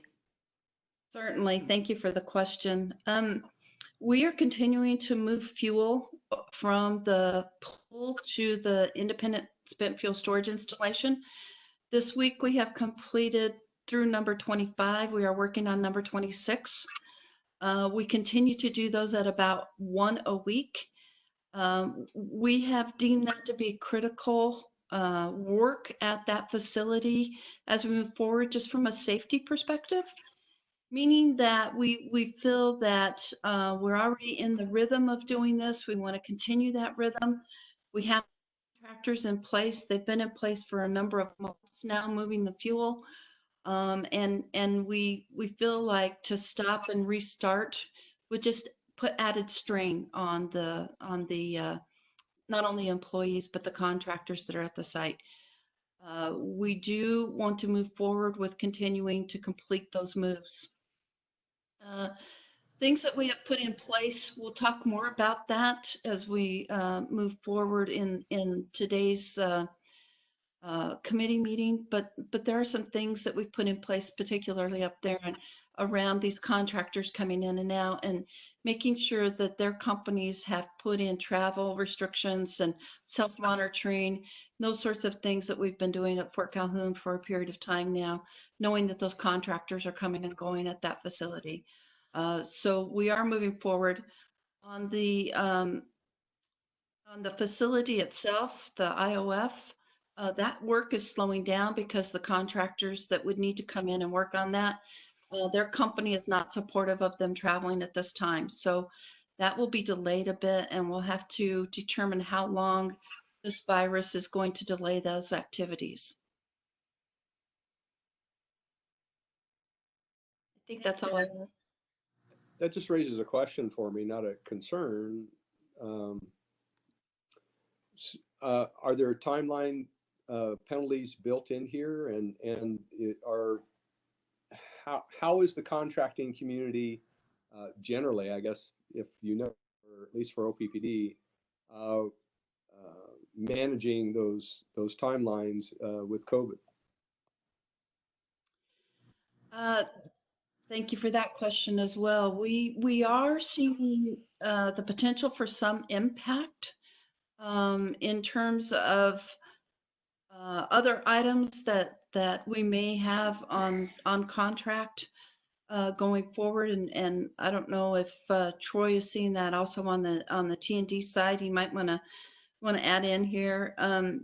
But we are trying to manage our way through that. Some of the suppliers are coming in saying that there's a force majeure clause that they'd like to invoke. Others are working with us to continue to understand what those timelines might be and if we have acceptable workarounds. And so I think it's a varied, or depends on the work that needs to be done. If they have to travel, also depends on where things are being manufactured as to whether or not we're going to have significant impact going forward. I think there's just a wide variety of different responses that we're seeing from vendors that we've been working with.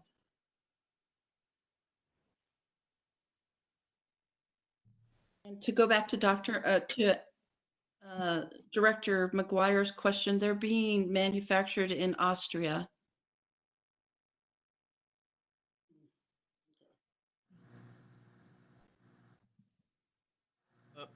Mary, I'm sorry. Go ahead, Eric. Great. On the Nebraska City 2 catalyst item, I noticed that the estimate was a little higher. We have had this work done in the past, it sounds like every 2 years, I believe is what you said. Was the estimate that we used based on previous times when this work has been done? And then did the bid amount from the winning bidder, I bid in, I'm sorry, pronunciation there, but was that bid amount similar to the last times we've had this done, or was there a difference in the cost of the engineer's estimate compared to when we've had this done? You help me understand that the cost relative to previous work. I'll take a stab at that, and Scott Edom, if I go straight, please jump in. I believe that the engineer's estimate was based on historical cost, but it also included some escalation in there. And I believe what we're seeing is the escalation is not as high as we had anticipated. And perhaps the manufacturing costs have also decreased a bit. So I think it's a couple of things that are going on there. And Scott, if you have anything to add, or if that's incorrect, please correct me. Yeah, Mary, one of the other differences that we saw was primarily due to the raw material price. lower expected at the time. A little bit different than the prior project. Thank you, Scott.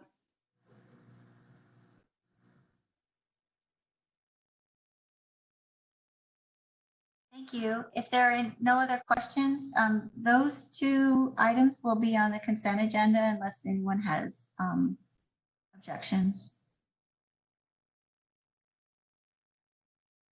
And that ends the System Management and Nuclear Oversight Committee report. Thank you. Okay, well done, Systems Committee. Smooth sailing. As I mentioned in chat, I think it's a good idea to take a little stretch break now. So here's what we're going to do. I have 11:27. Let's go until 11:35. So you got about 8 minutes. Get up. I suggest we're running about 30 minutes behind. So if you need a snack now, please do so, because the next time we'll stop will be at the end of our public session. So estimating lunch around probably 12:45, 1 o'clock. Grab a snack, let out the dog, check on the kids, use the restroom. We will reconvene at 11:35.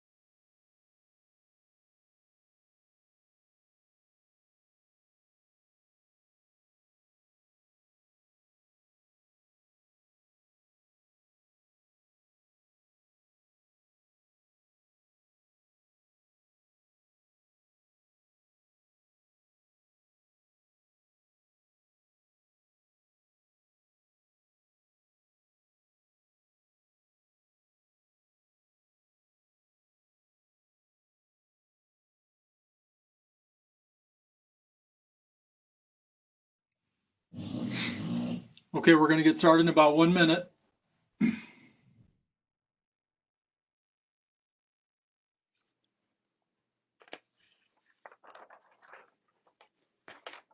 Boy, that's a just-in-time slide there.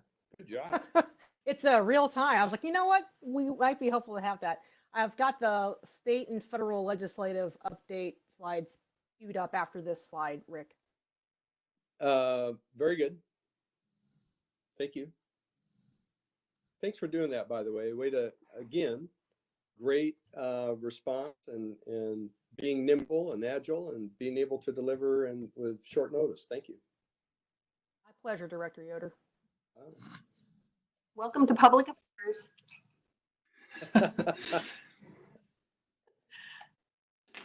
Okay, at 11:37, so we're going to jump back in. We are on to public information. Director Yoder, you're up. Hey, thank you very much. I appreciate it. And maybe you caught me thanking everybody on the team. They've done a lot of terrific work in some short notice, and I'm really appreciative of it. First, the notes that you have in your packet that are not shown here. We had a meeting on April 7th. We were the second crew to do the virtual meeting, and we learned quite a bit from it. And thank you everybody for your patience as we all learned going through this. We covered 4 things, and then there will be a 5th thing on our agenda today. So the first was a carryover from the previous meetings, and that's the director outreach. There have been, generally the idea is that is to have a more crisp definition to remove gray areas of when board members are speaking on behalf of themselves or on behalf of almost never, other than as a unified voice. So individually, when are they speaking for themselves? When can OPPD resources be used? And one of the things that we got to help us walk through that discussion was a very good memorandum from Stephen Bruckner and our council. And if you have not seen that, I encourage you to take a look at it. But that still left us with this kind of little area of when can an OPPD director seek to have, a member of the board seek to have OPPD resources as they are out speaking with the public. So OPPD, of course, is committed to stakeholder outreach and engagement. As we look at some of the stakeholder plans that and her team have, we recognize that board members are oftentimes part of that stakeholder engagement. But basically, the sense of the committee was that OPPD should only provide publicly available company materials for individual outreach purposes, and no additional resource support should be provided. Some of the discussion around that was a concern. I will give myself as an example. I had a request to speak to a Kiwanis group or Rotary group, and I took that and was happy to do so as an elected official. But I went ahead and in my discussions with Lisa and her team, I said, I don't want to be in a position where I'm saying, here's what OPPD is doing, as though I'm speaking for OPPD. And then Courtney Kennedy was kind enough to step up and join me in that speaking engagement. But the concern was raised that that could lead to a lot of requests for OPPD resources. So ultimately, the sense of the committee was not even to allow that, just to have publicly available company materials. So that's my representation of the discussion that we had on April 7th on this item. Members of that subcommittee, is there anything that that you would correct or clarify from my explanation?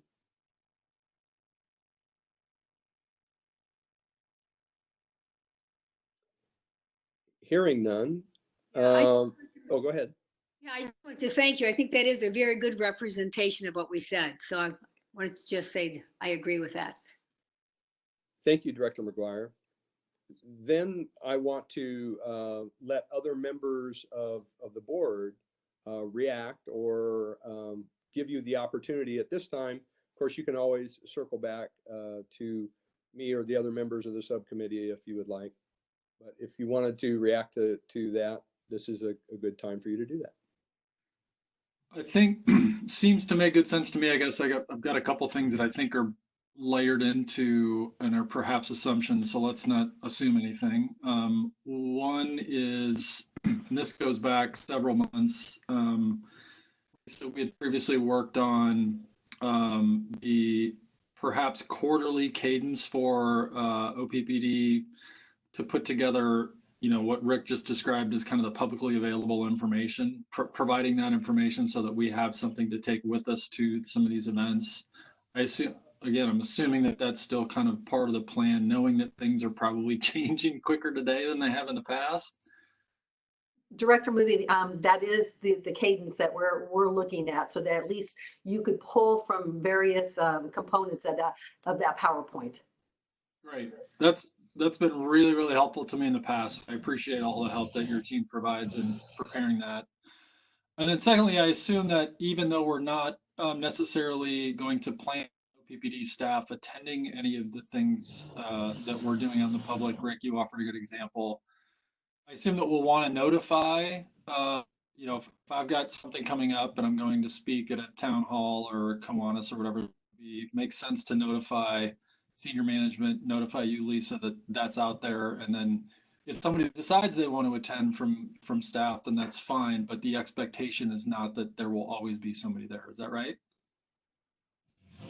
That's correct. It is very helpful when you guys give us a heads up and so forth, because a lot of times we could get media calls afterwards as well. So it really helps the team out. So thank you for that. Okay, great. That's all I've got. Anyone else?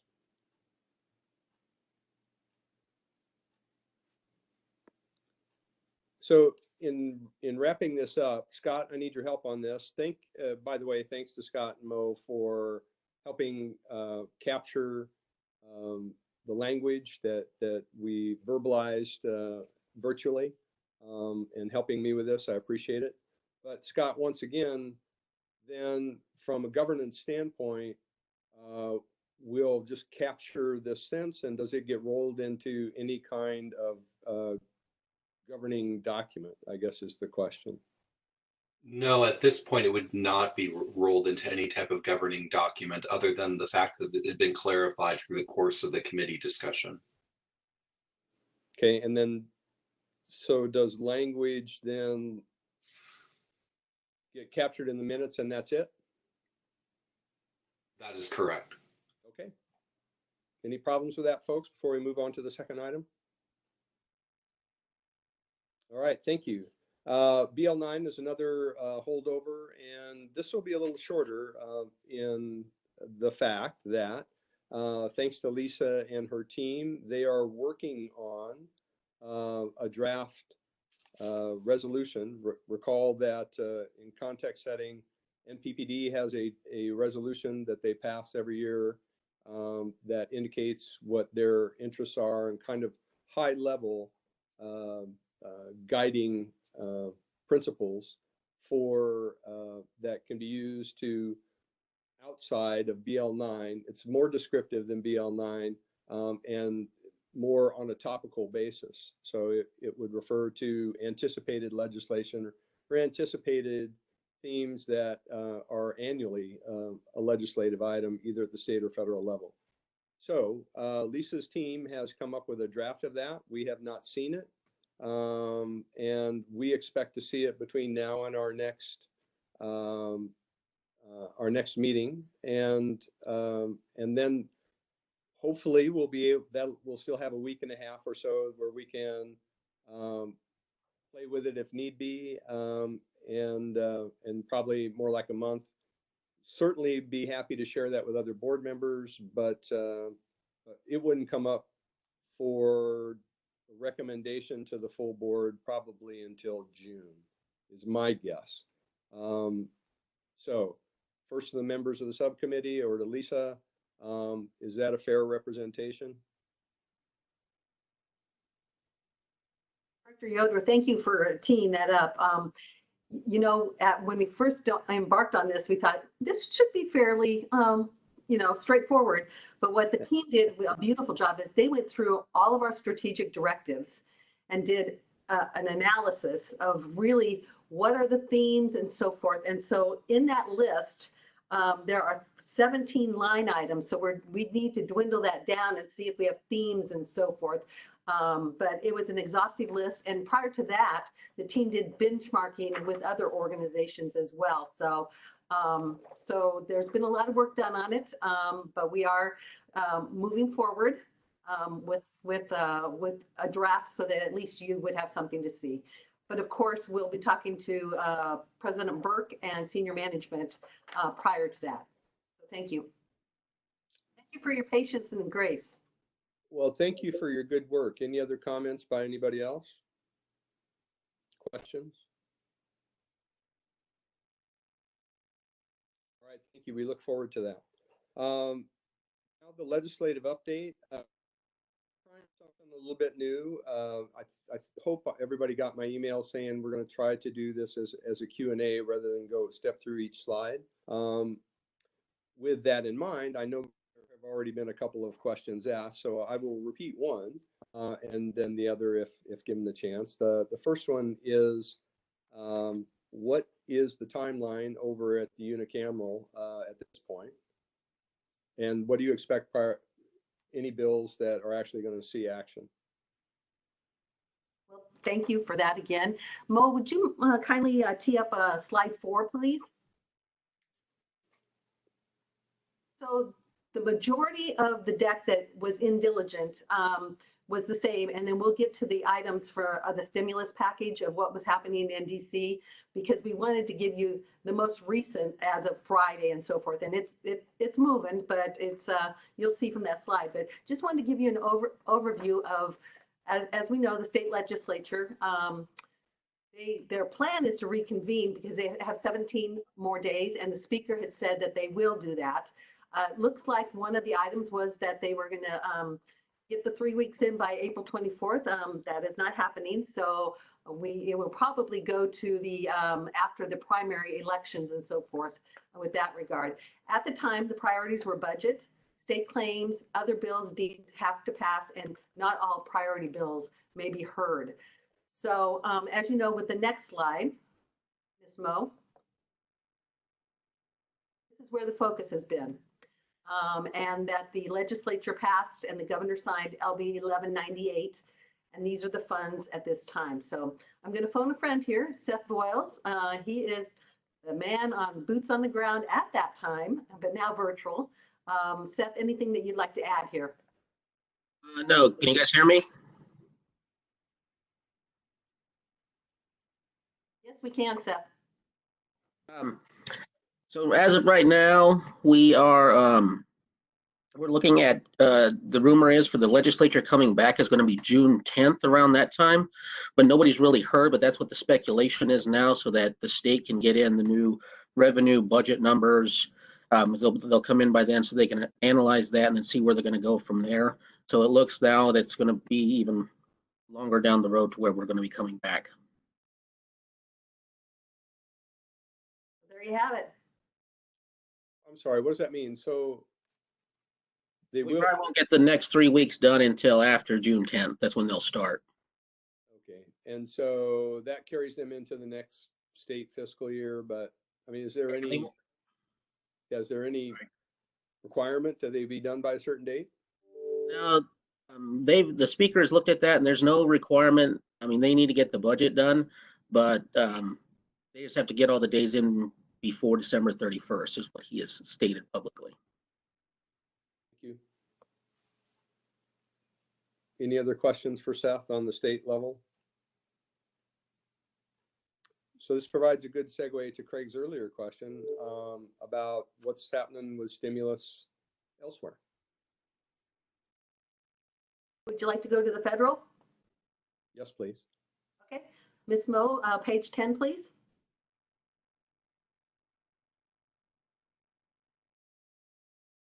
So One more, actually. Seth, since I know you've been on LPPC calls as well as APPA and so forth in your outreach, if you'd like to go over this, that'd be great. Sure, thanks, Lisa. So as you see here, there's been 3 iterations that have passed already for the COVID-19 stimulus legislation. The first were fairly quick. The third one actually came together very well as well. When you go through all the lists of the issues that are on there, paid sick time, small business loans, emergency unemployment, all of this was included really on the third bill that was there. When it came down to is the first 2 were about addressing the emergency. This third one was about mitigating what's happening. Now the fourth ones are going to be for more recovery, but that is also changing as we go. So I know that before we had some questions about what does public power can be eligible for. As of right now, it's not a lot directly to us. The small business loans can go to our small customers, and they can use those funds to pay back utility bills. LIHEAP has been increased, and there's going to be another push for more LIHEAP funding for that. But again, that goes to the state, and some of these things go to the state first and then out to customers. There isn't really much that we are seeing as relief for us yet. One of the issues that just came up, I was on an APPA call literally 20 minutes ago, in the payroll tax credits. That was one of the other issues that they've gotten a lot of questions about from public power utilities. And as of now, we are not eligible for that either.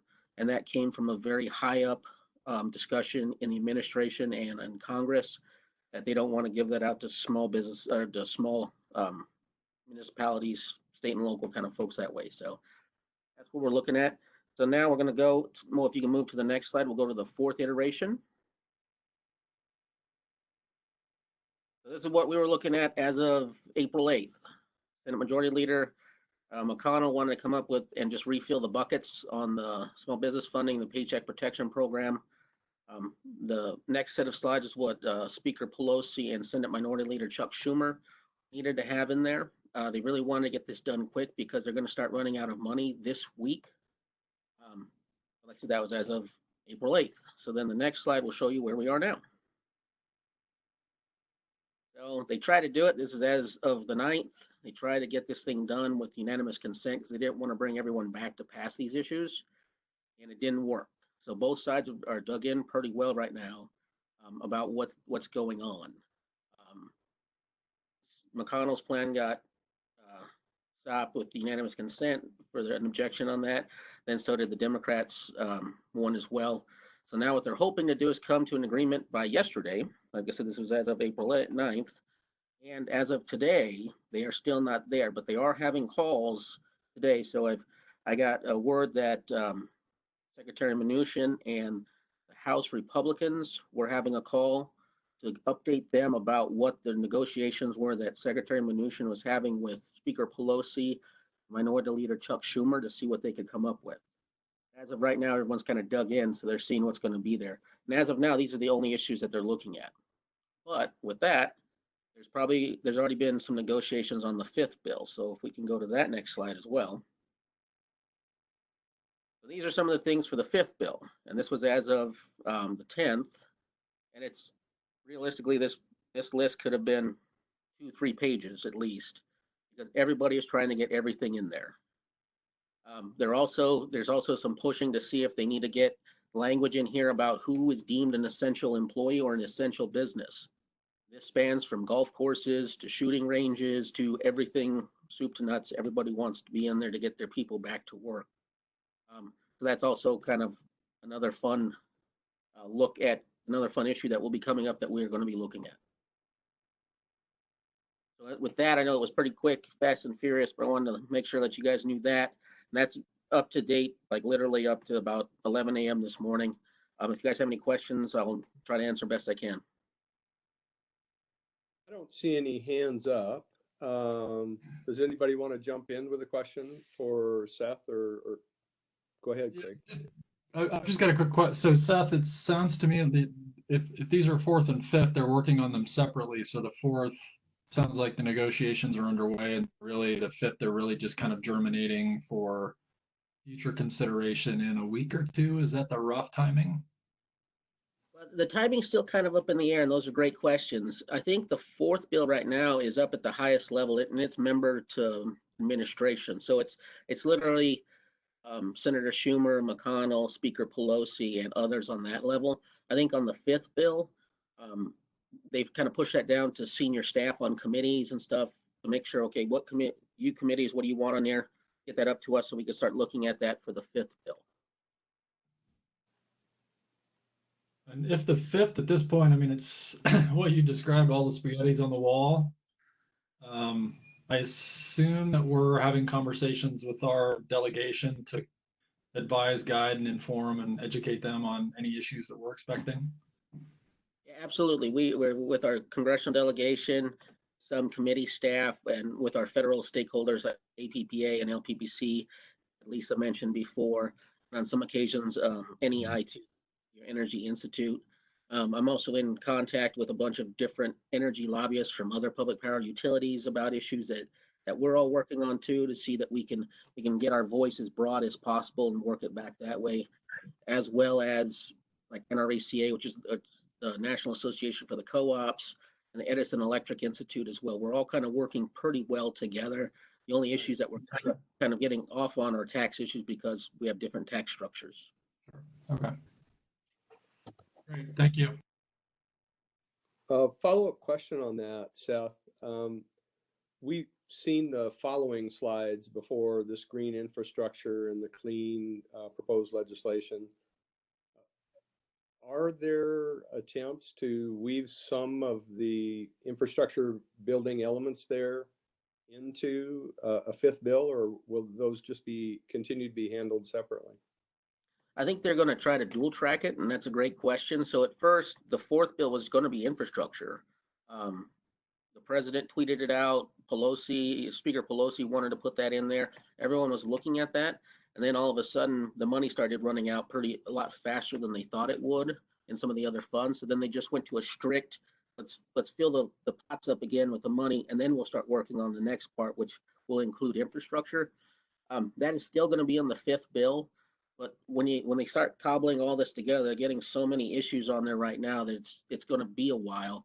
This fifth bill may take, I would probably say we won't even see language until June at the earliest on some of these, just because it's getting kind of tough to get there.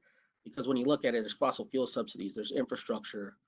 The two infrastructure bills alone in this House and Senate, one's 289 million, I think the other one's 760 some. Just that difference alone is going to be tough to kind of reconcile what's going to be in and what's going to be out. Thank you. Eric, I see you have your hand up. So I wanted to ask about that. I mean, fossil fuel subsidies, green energy tax credits, looks like both sides of the energy future are being covered there. And specifically, what we have is historically low fossil energy prices. Can you help us understand where some of this might be going? I mean, is this just, as you mentioned, all the spaghetti on the wall, but I guess I'm curious where our position or other agencies that we engage with, where their position would be on supporting additional fossil fuel investments or resource, prices relative to looking to future technology like clean energy investments. Can you help us understand some of those? Yeah, great question. The fossil fuel subsidies were mainly around the oil and gas because the prices have bottomed out so badly. And with Russia and Saudi Arabia kind of flooding the oil markets, that's where they were looking to get some kind of subsidies on buying United States gas and putting that, or oil, and putting that in the SPR as kind of a hedge to make sure that they're going to be able to weather some of these things. But now with that agreement that they had yesterday, they think part of that will be gone. But there's a lot of national mining associations, others like that are offering some of their things that they want considered on this bill about helping their companies as well. There's thousands of miners around, coal miners around, that they want something to come back to them to help those businesses so they just don't get all out.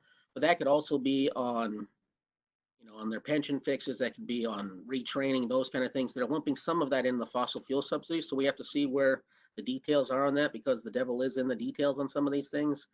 But if it's just going to be flat out fossil fuel subsidies, that's not going to go very far, but it is on the table again.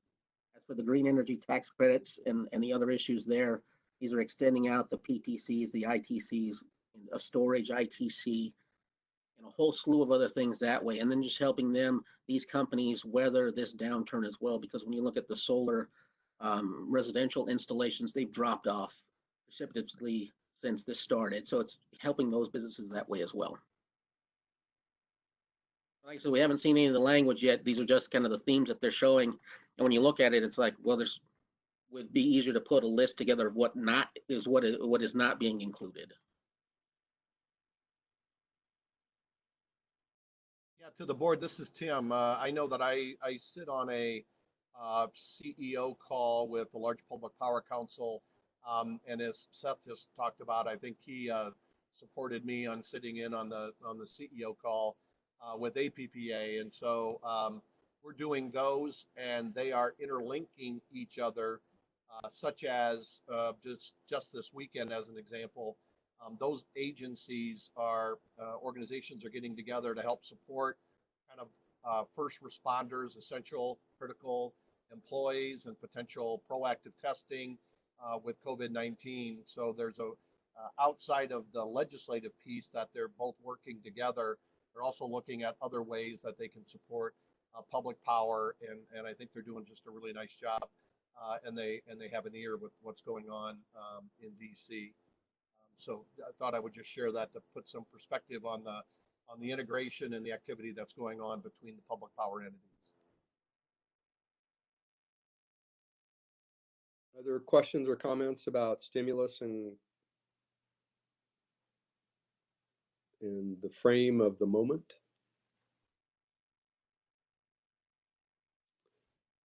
Okay, Mo, I wonder if you would move forward a couple slides to the carbon tax legislation slide.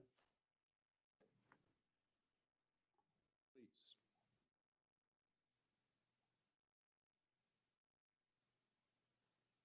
There you go. Thank you very much. So, Seth, is this a complete list? Those are the ones so far that have been introduced. Yeah, and can you share with me when movement on any of these happens or will happen, and how we are choosing to monitor and participate, I guess, in this discussion? Yeah, I'm checking these and very frequently and seeing if they're going to be moving at all. As of right now, there probably won't be any hearings on any of the Senate bills, the S bills, S940, 1128, and the others. That's because the Senate is held by the Republicans right now, so we'd figure it would start in the House, these kind of things. And the House Ways and Means Committee has jurisdiction over these bills that are out there right now, and they have not scheduled any hearings or anything for the carbon tax legislation yet. As soon as they do, I will let you guys know. That's terrific. Thank you very much. Any other questions? I didn't leave anyone out, either at the federal level or back at the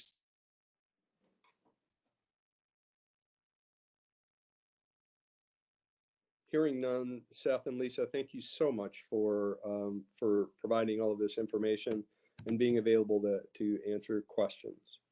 And like I said, thank you for your help to be patient, because like I said, it moves so quickly that we want to make sure that we keep PI and the rest of the board up to date. Really appreciate it. Then the fourth item on public information was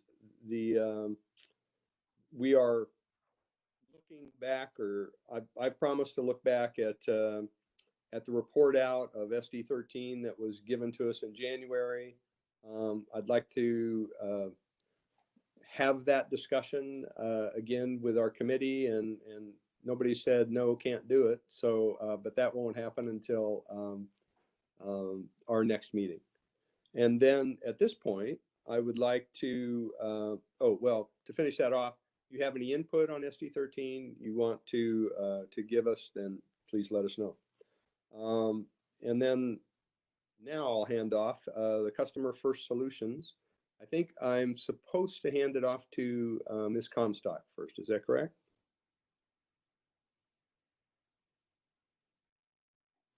You're muted if you're talking. Okay. Good morning. Good morning. This will lead to, this is a presentation that will lead to an action item on Thursday night. Thank you. That is correct. Okay, thank you, Director Yoder. So I am very excited to share with the full board the work that really a cross-functional team effort that was put into stepping back and saying, how can we help our customers more during this time? We know that the COVID-19 has certainly had an impact on the broader economy and our society, but it means real challenges for our customers when it comes to being able to pay their bills. And so we had a team effort, about 10 to 12 individuals from throughout the district. We had folks from certainly the customer service group, whether it was the residential contact center or the C&I group, our customer operations and customer technology group, business technology involved with this, as well as public affairs, had their CorpCom folks and economic development, because that's an important component for our C&I customers as we move forward here.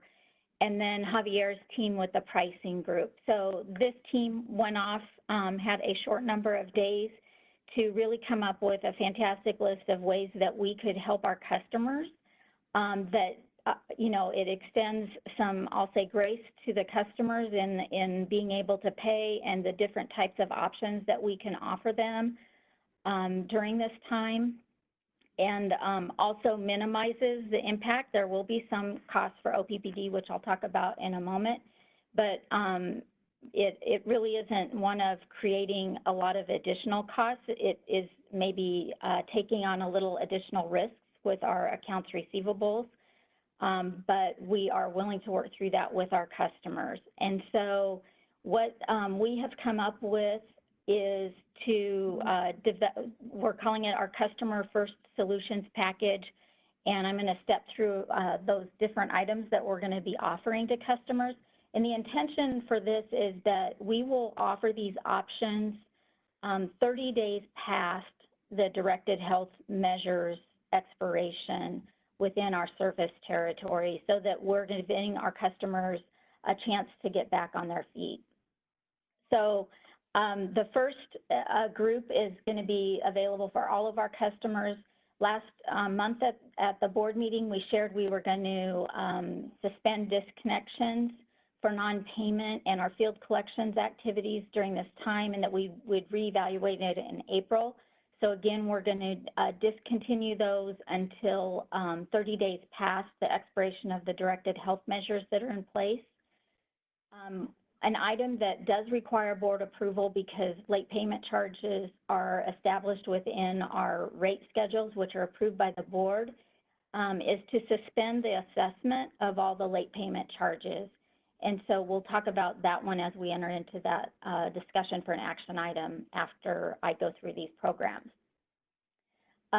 One of the areas that the team came up with some innovative ways that we can use our bill payment options and really expand those for our customers. It's going to be important for our customers, even though they don't need to pay their bill to avoid a disconnection. We're still wanting folks who can pay us to pay us, so that we don't have cash flow issues from this offering.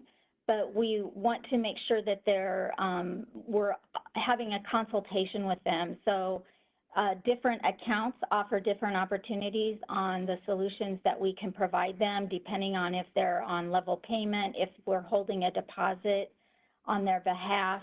And so we're going to work with customers. And again, these would be options that they would need to contact our call center representatives and speak to, and really get a personal consultation on the things that we can do to help them out with their account.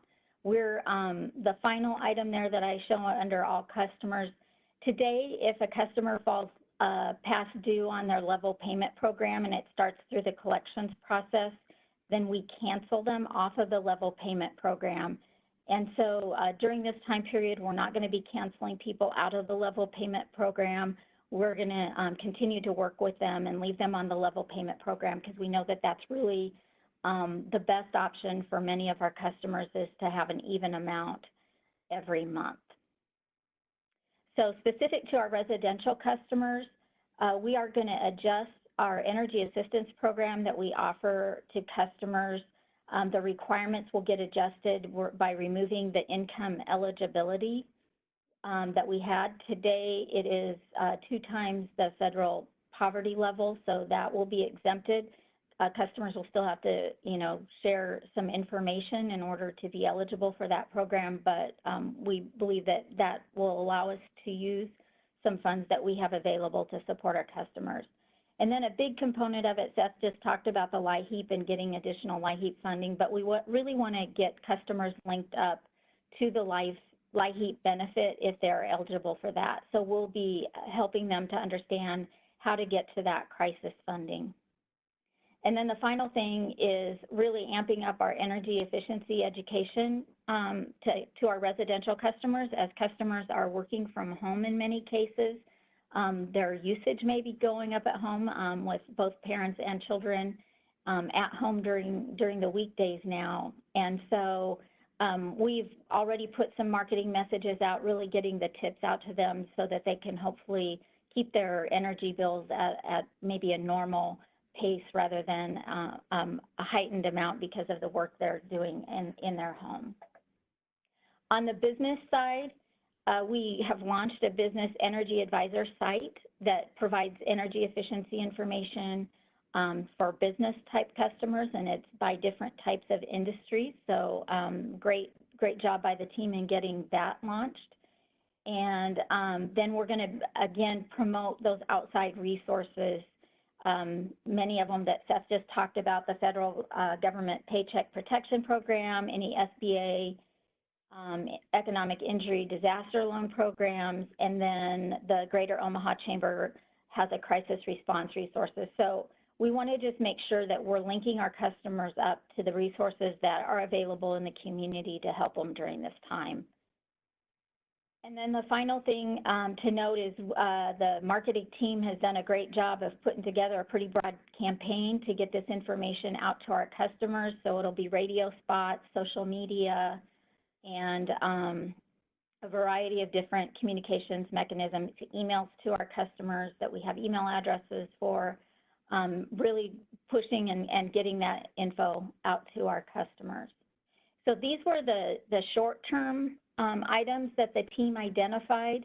The team also identified some medium and longer term options that they are still evaluating. So we may have more that we come back to you with in future meetings, but these are the ones that we are basically starting to communicate this week to our customers of what we're going to make available to our customers. So again, I want to thank the team. It was led by Kyle Hoyle, who's a program or product development coordinator in our product development and marketing team area. And they just did a fantastic job of doing a quick turnaround and presenting to the senior team what we could do. And I appreciate everyone's effort to do this on behalf of our customers. So if there aren't any questions on these, pause for a moment to see if there's any questions. Julie, question. Are we seeing any effect on our energy efficiency programs with people not wanting contractors to come to their homes? Is there been a pause on our energy efficiency measures, and how are we going to address that going forward? Because I know that's a concern, kind of. Right. So we have paused the component where they enter into the home. So at the point that they do an energy audit at the home, we're pausing the process. And then once we come out of this, then it will resume wherever they were. Are you good with that, Janice? That's what I assumed, but I just wanted to verify that we can We can do energy efficiency measures after the health restrictions are lifted. Right. Good. I saw Director Moody had his hand up, and I saw Director Williams wanted to speak too. Mr. Julie, this is to the entire on being nimble and quick on this. I really appreciate the fact that we're trying to find ways for to help our customers. Are the current list of all these short-term things, are they all in essence effective today, or are there a few that we still need to remove? You know, as an example, the energy assistance program is that income eligibility been removed and is everything going? That's correct. Okay. So what we're presenting is what's available today. Right. The late payment charge one requires an action item by the board on Thursday. Right. And that will be what we're proposing in that action item is that it's retroactive to the first directed health measure, which was March 17th or 19th, I believe. Okay. It's on the data sheet we'll get to. And I think you had kind of in your opening remarks had hinted at sharing some information about what the potential financial impact is to the district on some of these things, or maybe the whole package writ large. Any sense for what that looks like yet today? So the late payment charge component, on average a month, we get about $360,000 of late payment charges. So obviously if that goes on for, we'll say 3 months or 4 months, then you're talking $1.2 to $1.5 million, roughly in that range. That's a projection based off of historical averages. So the late payment charges are calculated as a percentage of the customer's bill. So it's really dependent on what the billing revenue is during those months, but that kind of gives you a range. On the other options, it's really difficult to say that it's a specific amount because, again, it's really more about taking on a little bit more risk. So if we have an account security that we're holding for a customer, basically we would be extending a little grace by saying we're holding this deposit, we can apply that to the account balance. But that puts us at risk in the future for collections on that account, but it will help the customer out in the short term. And on the level payment, if a customer has a credit on their level payment amount, essentially there's the opportunity to basically reset their level payment amount and apply that credit for use now against amounts that are due. But then that changes their balance going forward. Right. Okay. Do you have any sense for, I'm not even sure how to ask this question, but, you know, comparatively speaking, the extent to which we've seen an increase in customers not paying their bills? I mean, I'm just trying to get a flavor for what the impact has been, what the ripple effects are like. Yeah, so we have, my team is still working on the analysis. For March, it looked like we had actually a few more payments than we had in 2019, but we're not sure that we got the same amount collected, so people may have been paying smaller numbers. Our delinquent or our aged debt values were a little bit higher in March than maybe what they typically have been. And I expect that those will continue to grow as we go through this period. And is your team experiencing a higher volume of calls, people calling in, inquiring about options? That's a great question. I would say since we announced that we weren't doing disconnects, the call volume dropped off. So we're at about 50% or 15% less call volume than what we had a year ago. So again, we hope that when this news gets out that people will contact us to have conversations about how we can help them through this time and put them at ease and really put us at ease too, that we have a plan in place with our customers. Okay. All right, well, again, I'll be quiet. Well done. I'm gonna let others chime in. Thank you. Director Moody, this is Javier. Just to add one piece of information here that I think it's relevant. With the extension of the tax filing deadline by the federal government, that is also affecting a little bit of the cash flows and the trends that we're seeing. Typically, April is a relatively lower month on late payment fees because a lot of people get their tax rebates and such. This time around, that is changing. So in addition to the COVID-19 pandemic issue, extending the filing deadline for taxes is also extending perhaps people who were expecting rebates if they haven't filed taxes. It will change a little bit of the trend. So I just wanted to make that point that in April we may see a slightly higher than usual volume of what would have been late payments because of that. I think it's just a cash flow temporary issue that I wanted to point out. Thank you, Javier. Director Williams, you had a question?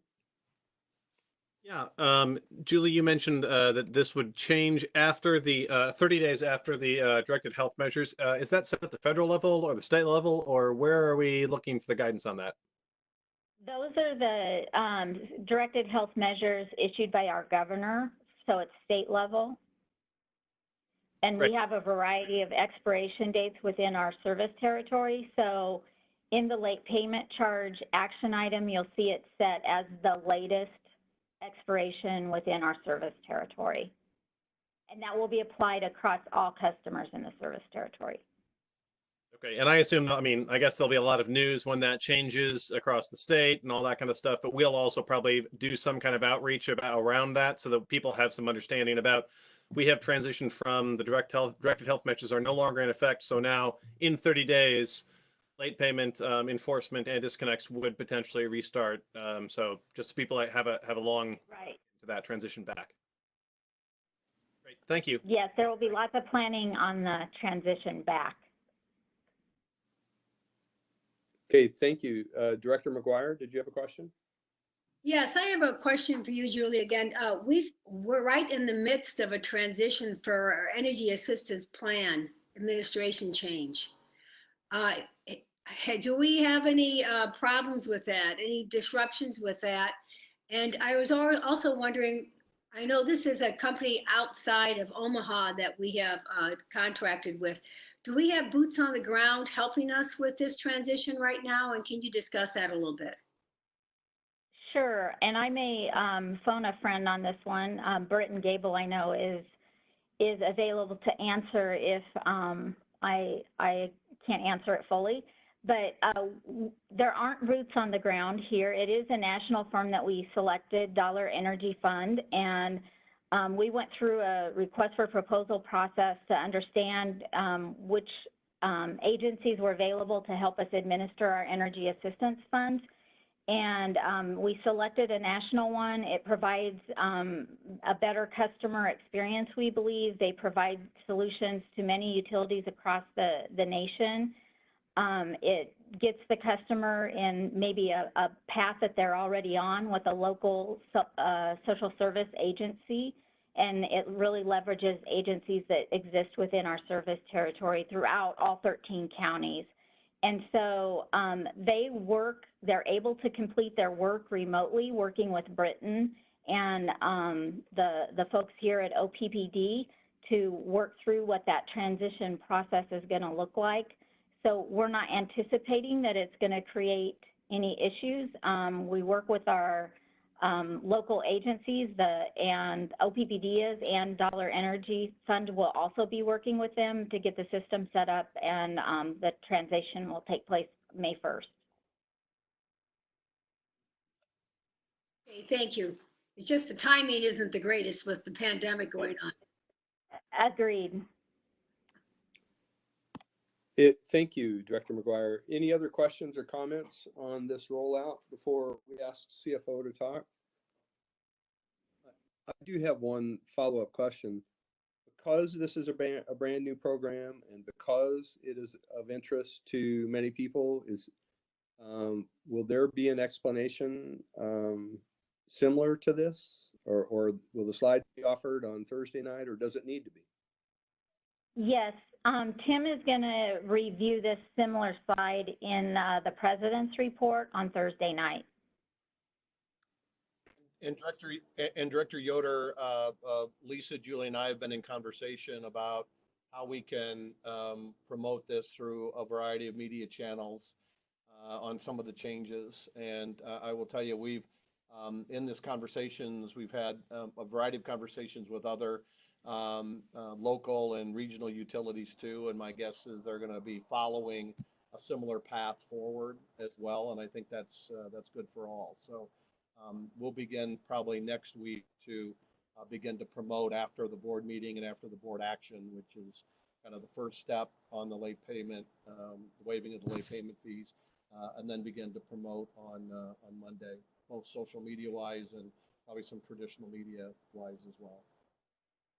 So on that, if I could jump in on that note, let me just plant the seed for our conversation that's going to come up here in a few minutes with respect to what our agenda is going to look like Thursday. I think it might make some sense to pull this change off of the consent agenda, hold it up as its own agenda item. Tim, perhaps that means that this comes out of your president's report and presented there, but I think this is the kind of thing where we want to let it stand on its own. Yeah, perfect. And I'm perfectly fine with that. I think that's important. I think it'd be a great communication tool. And again, as Julie kind of thanked the team that began to put this together, you know, in my one-on-ones with the board, I know the board was incredibly supportive and encouraging about trying to find ways where we create these solutions. So I think that's fitting and appropriate for Thursday night. So thank you. Okay. And Director Moody, this is the lead off for the press release and so forth. So it's front and center. Great. All right, terrific. Thank you, everybody. Thank you for the support. Oh, you guys are doing terrific work getting right on this and responding to the needs of our customers. I really appreciate it. With that, I guess, our CFO, Mr. Fernandez, I think you've got an opportunity to talk about something as well.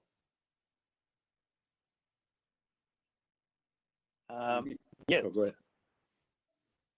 And it's really not that much more to add than what Julie added. You know, this is a group effort, but since it's rate and it is a rate change, I think it is my responsibility to present this to the board as well and confirm Julie Comstock's view on you know, this is a good step for the customer.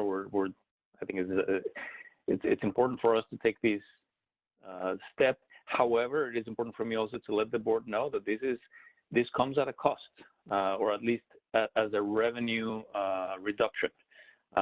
It's not free. It's something that would cost the district, depending on how long the directive health measure lasts. It could cost anywhere between $300,000 to upwards of $1 million, depending on how long this lasts. I want to emphasize that this is late payment fees were never designed as a source of revenue per se.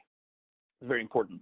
They were designed as a way to improve liquidity and manage our financials within the district. It's a negative incentive to incent people to pay on time so that we can manage our liquidity within the district and we're not financing people's bills. So very, very important, and it's something that is implemented in every single utility. When the board considers waiving the late payment fee for a temporary period of time, it is important to know that we would stop receiving that additional revenue that we had budgeted for, but that we won't necessarily incur in additional costs, right? That's important. This is different than any other energy service that we provide. It wouldn't necessarily cost us more, but it is certainly a part of the revenue that was budgeted for that wouldn't come in here. I think the order of magnitude here is not one that I would be opposed to. I think it's a good program and important for us to move forward.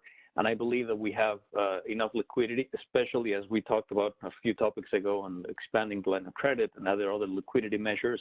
This is one that we can certainly live with and help our customers that are in need for this waiver. So that's my 2 cents happy to answer any questions. That's great. And Mo, can you move on to, I'm not finishing up with you, Javier.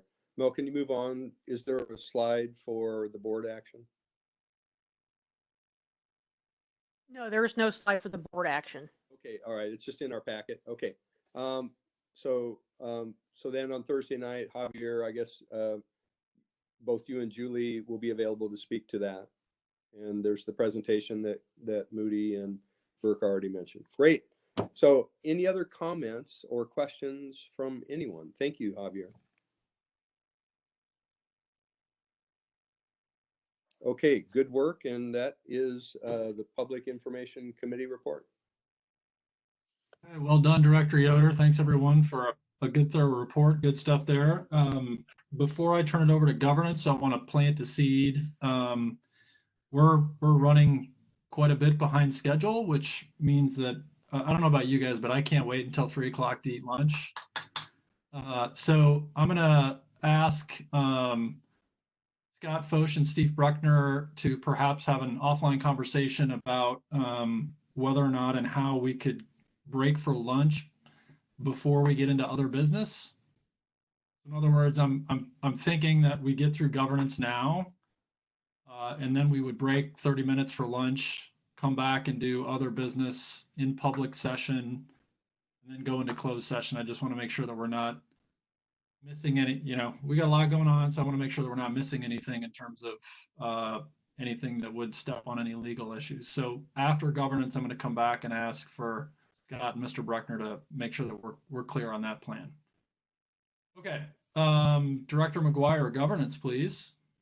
Okay, well, I'm happy to announce that we're going to have a short governance committee discussion. We had no pre-committee this month. We plan to hopefully have one next month to discuss the board retreat and also executive comp. Right now, they're reviewing the ranges on executive comp, and also considering the pandemic, we'll have to have a discussion about that. With that, I'm going to hand it over to Mart Setke to discuss some severance agreements. Mart, can you discuss that? Yes, good afternoon. So we have a reporting item on some severance agreements. As you know, we have been for some time now implementing an accountable management system at OPPD, which has meant that we're restructuring parts of our organization. When we have a situation where either an employee does not meet the criteria for the roles that we have available, or we end up without a role for which they're suited, we have a redeployment of talent program for them. And we had 3 employees that chose to separate from OPPD as a result of this process and executed a separation agreement with us. Those severance agreements involve payments that exceed $50,000 and therefore may be subject to the requirements for reporting under the Nebraska revised statutes. And so they're listed on the attachment to the reporting item. And those agreements are available for inspection in the Office of the Corporate Secretary if anyone wants to see them. Any questions around that? Yeah, Mark. Oh, I'm sorry. We don't have a slide. See these figures right now? They're in diligent. Also on the committee package on OPPD.com. Okay, fine. There's no slide for this particular item. All right. It's difficult to do both at the same time. Okay. Other questions?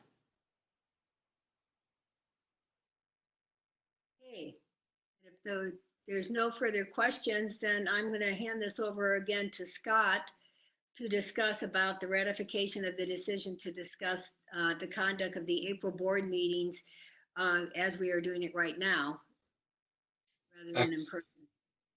Excellent, thank you. So as you know, obviously here we sit in a virtual environment. One of the things that we wanted to do was make sure that we're compliant with everything that we needed being compliant for. And one of the things that General Counsel had advised was the ratification of the decision, which will actually take place on Thursday. But I thought it would be beneficial for Steve to provide a little bit of feedback on that. And also, I just want to acknowledge that Steve and I have been communicating back, and we have no issues with convening for lunch, the times on the agenda are approximate. That what we will do is probably insert a slide that indicates that. So if anyone happens to step in during our lunch, they would know that we are currently adjourned for lunch. That being said, I would turn it over to Steve Bruckner to talk a little bit about the rationale behind the ratification and what that means. Steve. Sure. I want to make sure I'm being heard, so I'll stop for a minute. Am I being heard? You are. Okay, thank you.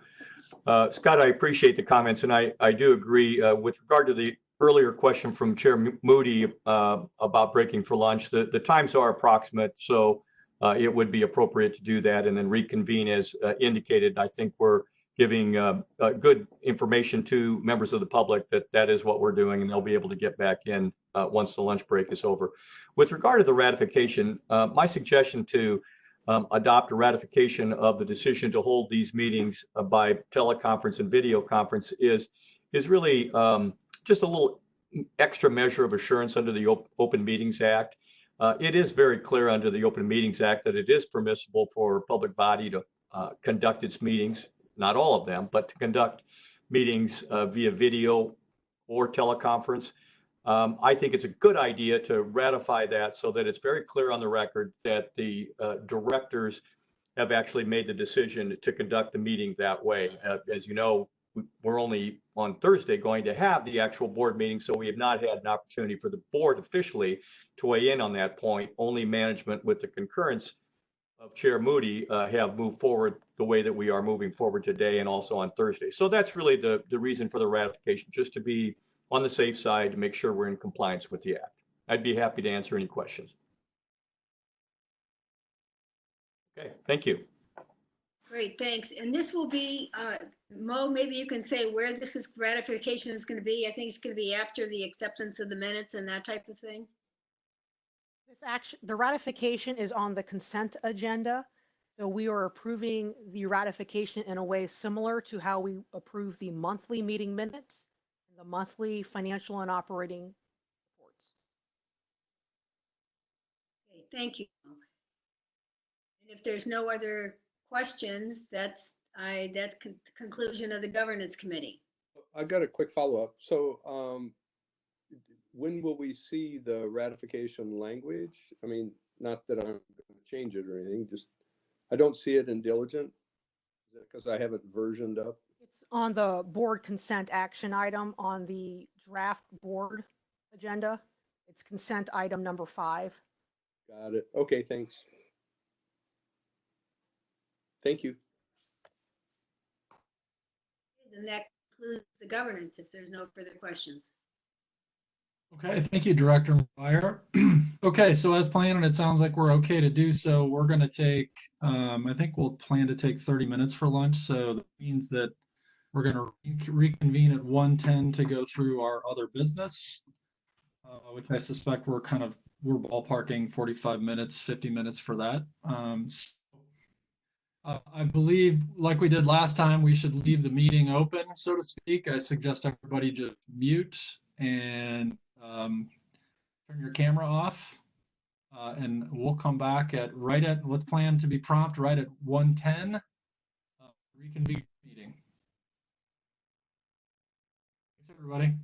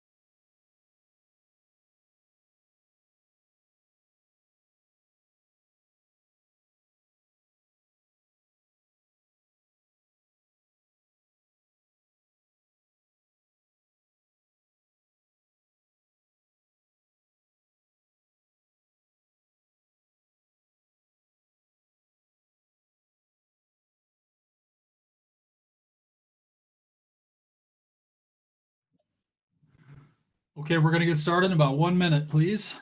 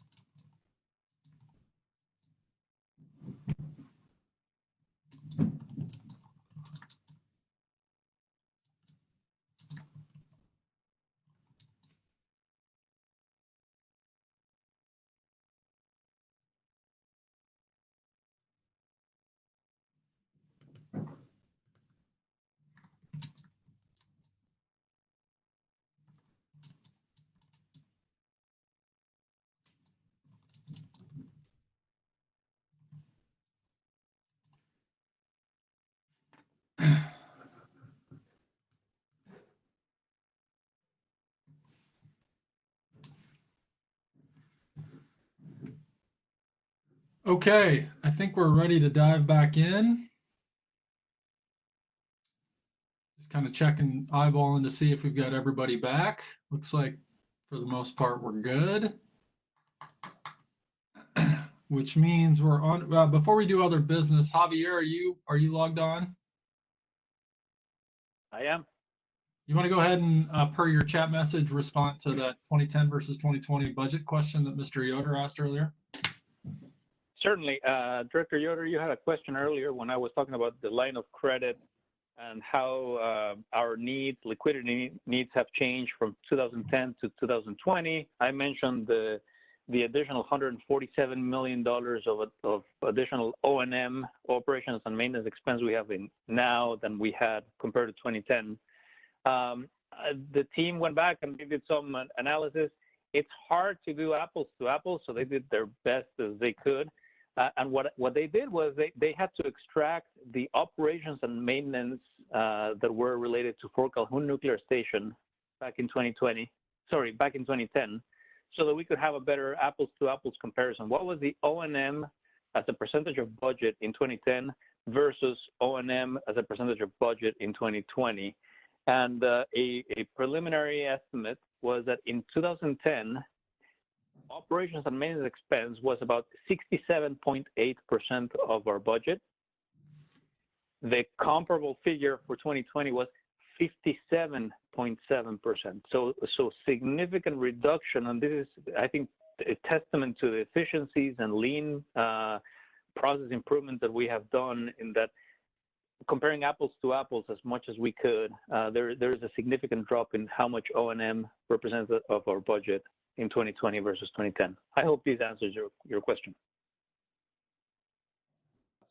Quite good, and it's nice to have that silver lining revealed through the examination of the differences, that silver lining being the reduction in those costs. So thank you very much. Okay.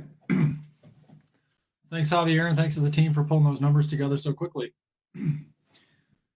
Okay, we are on to other business. I'm going to turn it over to Mr. Burt for the COVID-19 update. Sir? Well, great. Thank you very much.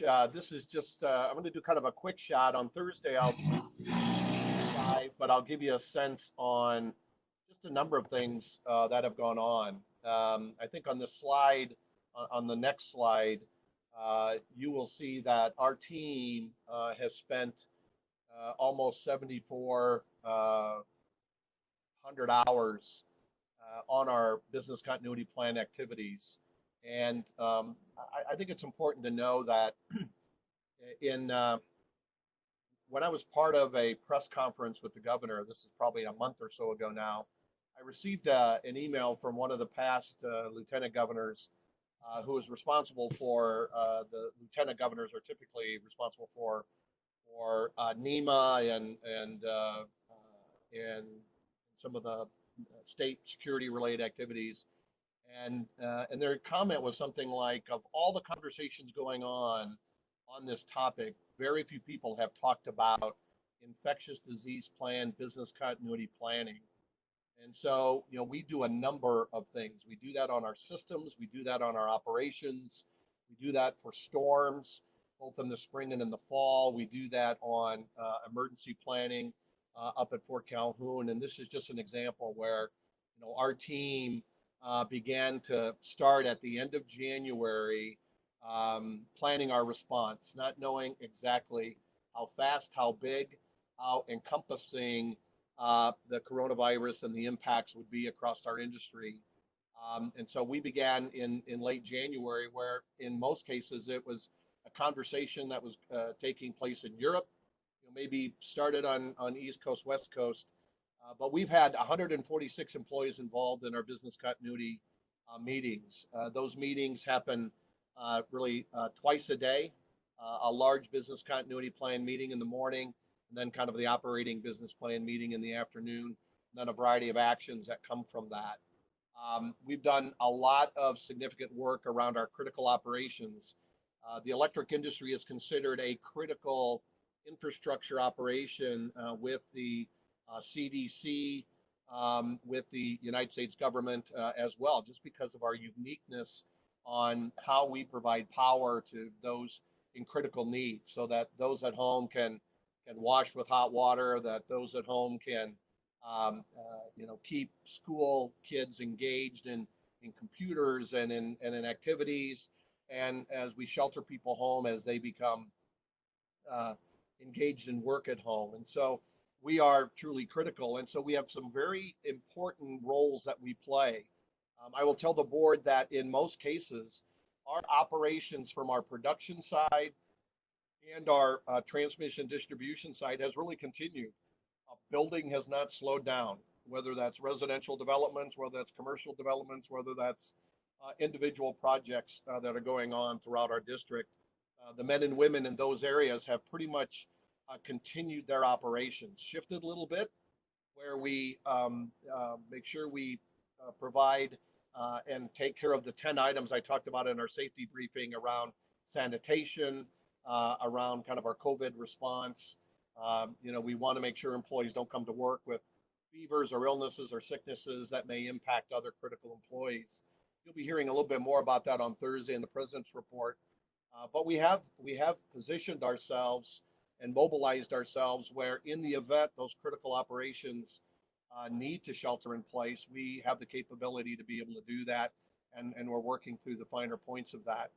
As I said earlier today, we've been engaging with a variety of industry folks around this topic, certainly the Large Public Power Council, certainly the Nebraska Power Association, certainly the American Public Power Association. I know Javier and Troy and Mary and Kate and others have been on communication calls in their respective operating and financial areas, hearing from others from across the United States, and also getting impacts of what's occurring in Europe. So we've done some really good work within our organization that I think will be beneficial for us. We talked yesterday in our senior management team about really understanding the recovery planning on how this will impact us going forward in the future, and our team will be, members of our team will be leading those initiatives. But just let me give you just some examples. We've negotiated 9 MOUs with our local unions, 1483, 763, and 31, specific to the pandemic. We've prepared policy and guidelines for crisis leave that we provided our employees in the event that they are required to be home because of kids are out of school, because daycares are not able to take kids. We provided employee crisis leave to be able to do that, and those that could work for home were able to work for home as well. We provided just a number of other virtual onboarding. We are still filling positions within this company. So we completed our first virtual onboarding and orientation with new employees. Just those kinds of things that let you know that things are continually working here at OPPD. We have over 900 employees that are working from home, and about another 900 that are working in our power plants and our operations centers. and some certainly are in the office, maybe in the call center today, or some that are coming in for engineering related needs or whatever that may be. So we are continuing our operations. On Thursday, I'll do a little deeper dive on this for the President's Report, and then we'll do a little video that we'll be showing around our response to the coronavirus and the work that we're doing. But I will just share this with the board. I hope you are as proud of the team as I've seen them engage in our business continuity planning and our infectious disease program. Both Javier and Kate Brown have been the executive leading that initiatives, but I will tell you the whole senior team and men and women across the district are just continuing to do just exceptional work, and wanted to give you the opportunity just to hear that. And also the public that may be engaging in this committee meeting as well on the great work that's going on. And you heard the team that was focused on some of the customer related activity that we are doing as well. So you will be hearing more about that on Thursday, but I just wanted to give you a touch point about the work that we're doing around our business continuity plan, around the COVID pandemic, and kind of our response and how we're engaging around that. And I'd be willing to answer any questions that you may have, or if Kate or Javier, who are the executives with the business continuity plan, if you guys want to engage, you're more than welcome to add any of the items that I might have missed.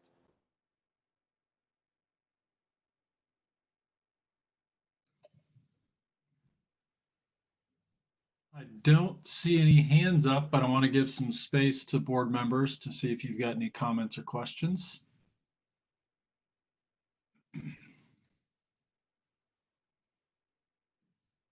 Seeing none, I'll offer just a couple. First, I want to thank you for providing the daily updates that you do to us. Those are always interesting and helpful to see. You know, a lot of questions that I get asked about how we're responding to it. So I think it's really helpful to have that information timely. So thank you. I'll echo your sentiment about being proud of the district right now. I think everything that I hear and see and learn about what the district is doing and how it's responding has been noteworthy and exceptional. So I want to thank you know, the senior management team, Javier, Kate, and everyone else in the district. This is a all hands on deck sort of situation. So kudos to everyone and their involvement for keeping the lights on. You know, we are an essential service. There's no doubt about that. And I think that it's clear that the team is really dedicated to providing a high level of service to our customer owners. I guess my question, Tim, for you is really, I mean, it's a dynamic time, lots going on. My question is, what, if anything, do you need from the board in order to continue to do the work that's happening right now? You know, I would say this, just, you know, just understanding we will continue to engage you with those daily reports or every other day reports. But if there is significant work that we need to do or change or modify, or depending on what occurs over the next couple of weeks, which is really supposed to be kind of the peak or the thrust in this arena, in this area. If we make any significant operational changes, we'll make sure we engage the board in that and what that will look like and what those changes will look like. We're very conscious about that. We do have our enterprise risk group that is really providing that recommendation to the business continuity plan team, and then that team provides a recommendation to the senior management team, and we have the opportunity to engage around it. So there are a couple patterns of or a couple spots where there's, you know, good injection of conversation around making sure that we're serving customers that need to be served today, and that we're also making sure our employees are safe, and we're instituting the right things at the plants, in our centers, in our facilities, to really support our families as well. And I will tell you just anecdotally, you know, the feedback that I've received from our employees with communication on how we're communicating with them has been very positive, and they really appreciate that kind of communication. So just appreciate the board to allow us to execute the parameters of the business continuity plan. But my commitment is to communicate also to all of you as we begin, if in the event we need to make changes, that we would make changes and let you know what those changes would look like. Okay. Thank you for that. I appreciate it. Again, I'm going to give a little bit of space to see if anybody has any final comments or questions before we move on.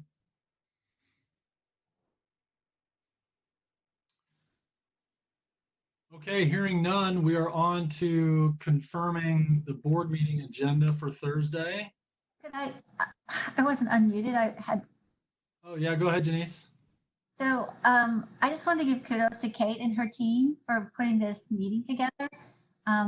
I know there are exceptional challenges to having a meeting where the public is invited, and not all of the utilities have been able to do this. And just wanted to give kudos to Kate and her team and Mo for making sure that this happened and that we really kept to our goal of being transparent and allowing public participation to this meeting, because I think that's so important during this time.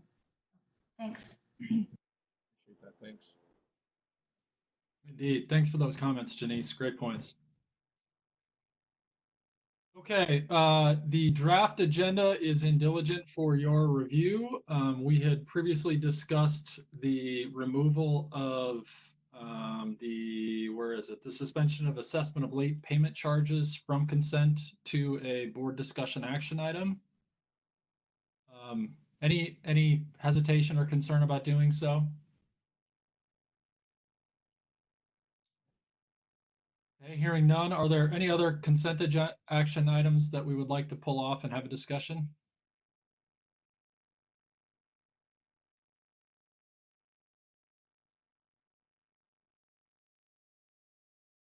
Okay, I think that means we're good. So we'll go ahead and finalize that agenda. We will have 1, 2, 3, 4, 5 consent action items and 1 board action item, president's report, and opportunity for comment on other items of district business, which again, we will be doing via this format. So looking forward to, if there's anybody out in the public who's wondering whether or not we're going to have that opportunity, we in fact will, and we look forward to receiving comments and input in that manner.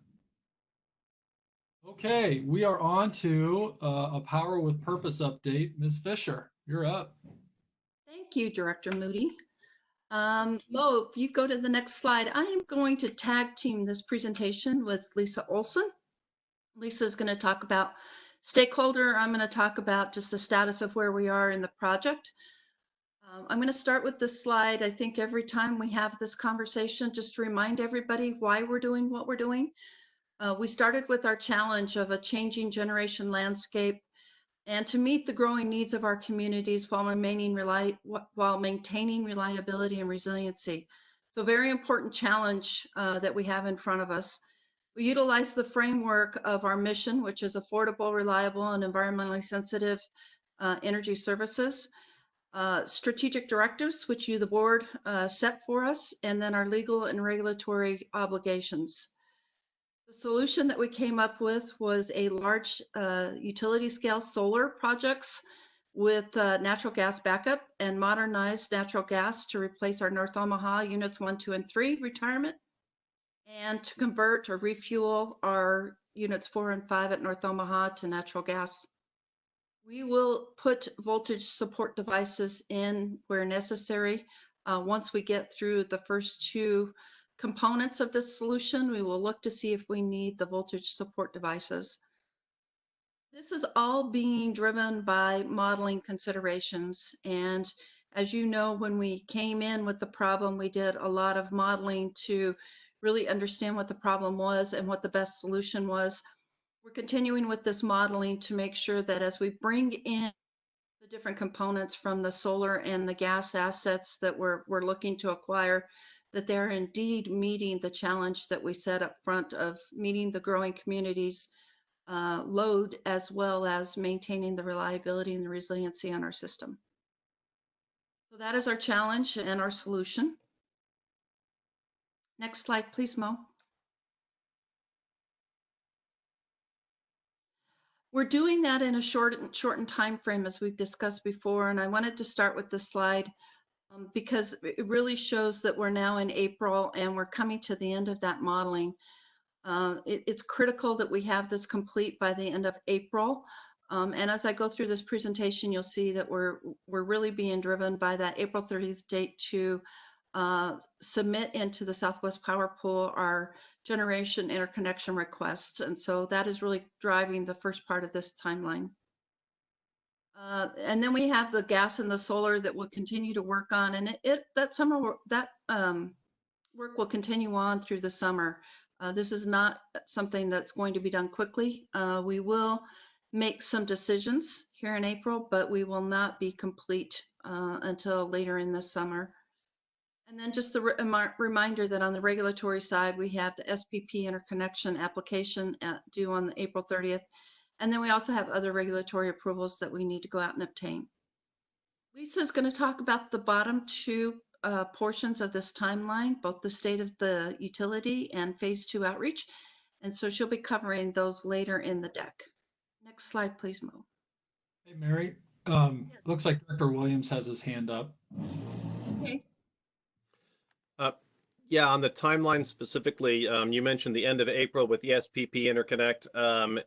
Given all of the challenges that are going on at everywhere, all over the country, any changes to timelines either there or other places from what we had originally expected? Is SPP adjusting or other places adjusting in any way that would impact our timelines? We have in fact been asking that question of SPP, and every time we interact with them, they are operations as normal. They are sheltering in place. They do expect to meet this timeline, and they are expecting us to meet this timeline if we want to get our interconnection requests in. So they have not changed that date, and they do not anticipate changing that date as best we know today. Any other questions before I go on? Okay, seeing none. During the month of March, we've been working diligently on the solar process. We have proposals in. They are being evaluated by a multidisciplinary team. And it's a pretty broad multidisciplinary team. Includes supply chain management, our business technology folks, not to mention our engineering staff, as well as our transmission staff. So it is a very broad multidisciplinary team. We had predetermined criteria upon which we were evaluating these bids, and they are continuing to utilize that criterion. We did complete the input information that we needed to be provided into this first phase of modeling. And as we move into the closed session, you'll hear a bit more about that. We're also refining our solar inputs for the detailed modeling that will continue on through the month of April. Next slide, please. So in April and May, we will conduct the detailed modeling, also detailed technical and financial review of the proposals. When we talk about this, one of the things that we want you to know is that really having the ability to go in and negotiate and really talk to, not negotiate, I shouldn't use that word, but to really talk to these developers about what is in their proposals has really proven to be quite beneficial to the district. So we appreciate the board giving us the flexibility to do that. And as is shown here, we will submit our SPP generator interconnection agreements by April 30th. In May, we'll continue with that vendor proposal evaluation and sourcing process. Questions on solar?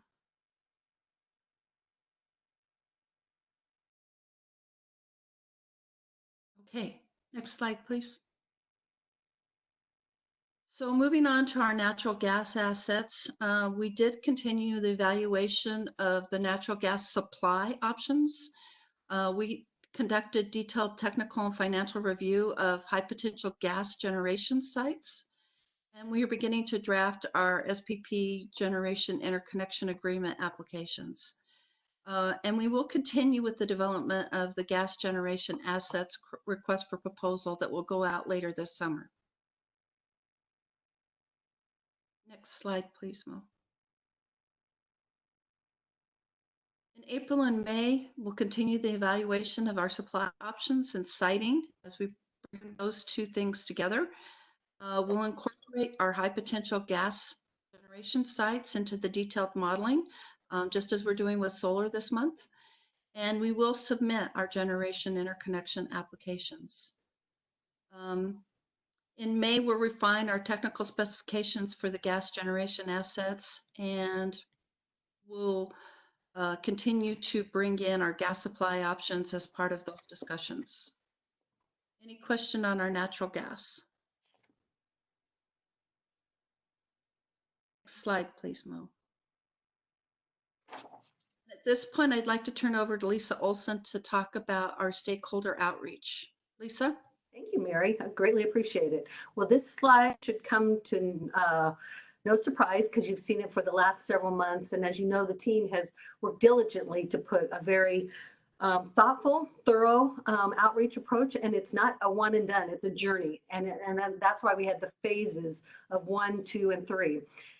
If you recall, the last board meeting, we were getting ready to reach out to the various areas. In fact, we had placed ads in the local newspapers and so forth for having our in-person stakeholder outreach. And it really was going to be a state of the utility. And a portion of that was going to talk about the power with purpose. So you will see some of these components. I'm so proud of the team. We hit I call it the empathy pause button, because people were concentrating on their families and their friends and how do they homeschool their children and so forth. And so we hit the pause button, but that didn't mean that the work stopped. Our team worked diligently behind the scenes, even as they were going through those exact same emotions. So I'm just so proud of them. And you'll see the great work. Was it a perfect time? Absolutely not.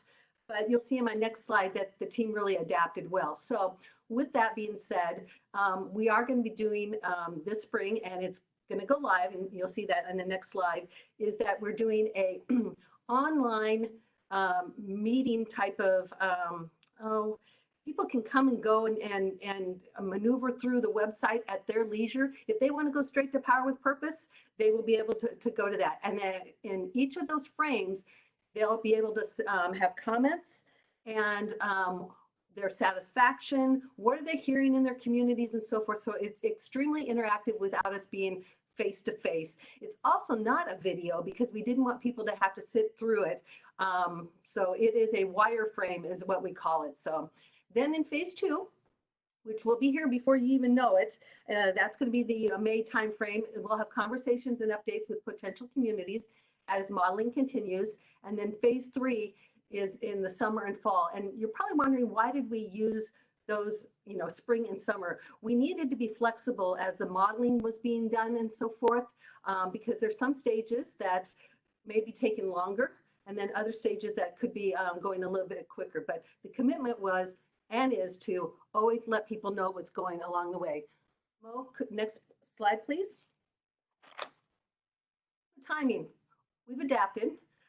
We're committed to outreach in light of some of the comments, but we also recognize that the pandemic was foremost in everybody's mind, and we wanted to be thoughtful and not disingenuous. So the in-person meetings moved to online format, and that will be alive starting tonight after this meeting and so forth. So you'll be able to go to OPPD Listens and look at the state of the utility.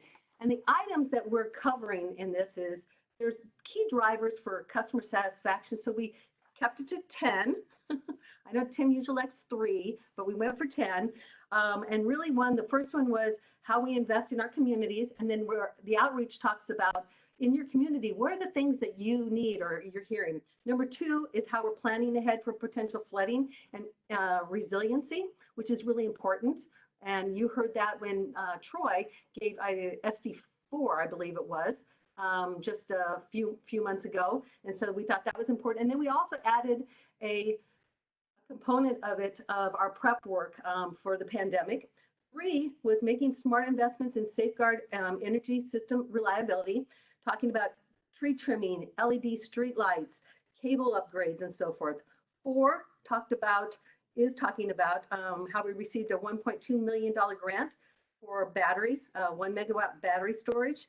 5, talking about installing 10 electric charging stations. 6, how we're proud partners in economic development. That's an important component all across our service territory.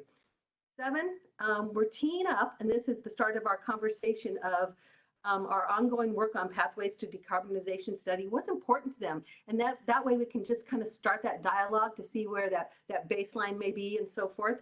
And then 8 and 9 are specifically about power with purpose. What was our solution and what were we solving for, and how solar and backup natural gas is important for resilience. And then 10, all of this with no rate increase. And we're going to find out if that has been resonating with people. I think a lot of people don't know that we haven't had a rate increase for several years, and that we have a commitment for that. I'm going to pause there. Any questions? Okay, next slide, please, Mo. Oh. That's Director Williams. You're on mute, Eric. I'm sorry. I thought that was remote controlled. How about now? Okay. You're good. Yep. So you mentioned this information would be live on the OPPD Listens website. On the right side of the slide here, it looks like a one-page PDF. Is there also going to be a print version of this that could be made available that if people have questions, we could help to distribute so that they would know where to engage and how to get this information? I will load that all on Diligent for you as well. Great. Thanks very much. That'll be as we talked about earlier with some of the community engagements, having that updated slide deck. I think this updated flyer about where we are and where we're continuing to go will help. I've used some of those other flyers in the past that you've provided, so I appreciate this new information with the most up-to-date steps as we look ahead. Thank you. I will say on OPPD Listens right now, we do have the Power with Purpose presentation and video in length if somebody wanted to sit down, and that's been on the website. And that's what we were going to talk through when we were doing these open houses in person and so forth. So next slide, please, Mo.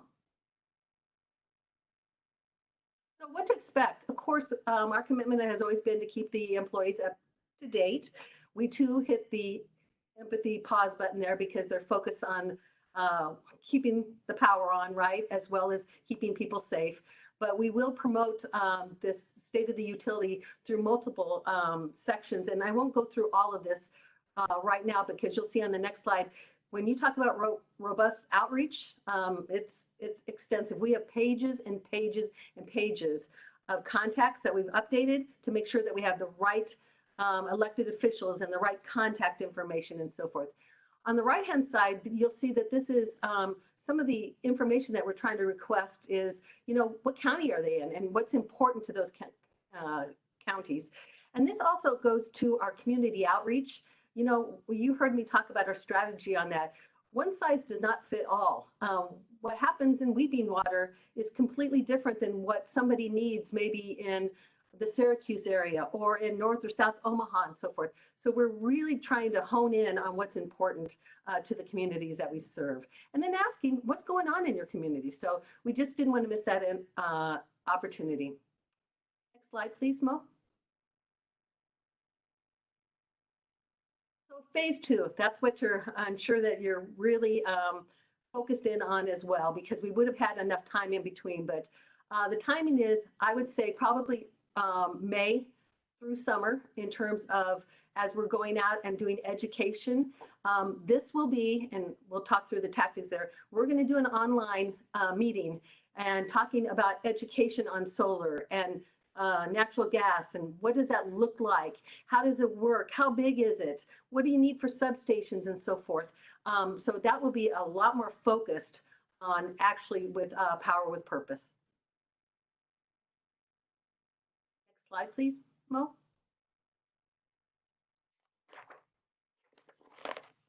What to expect on that? We'll update the employees as we go along.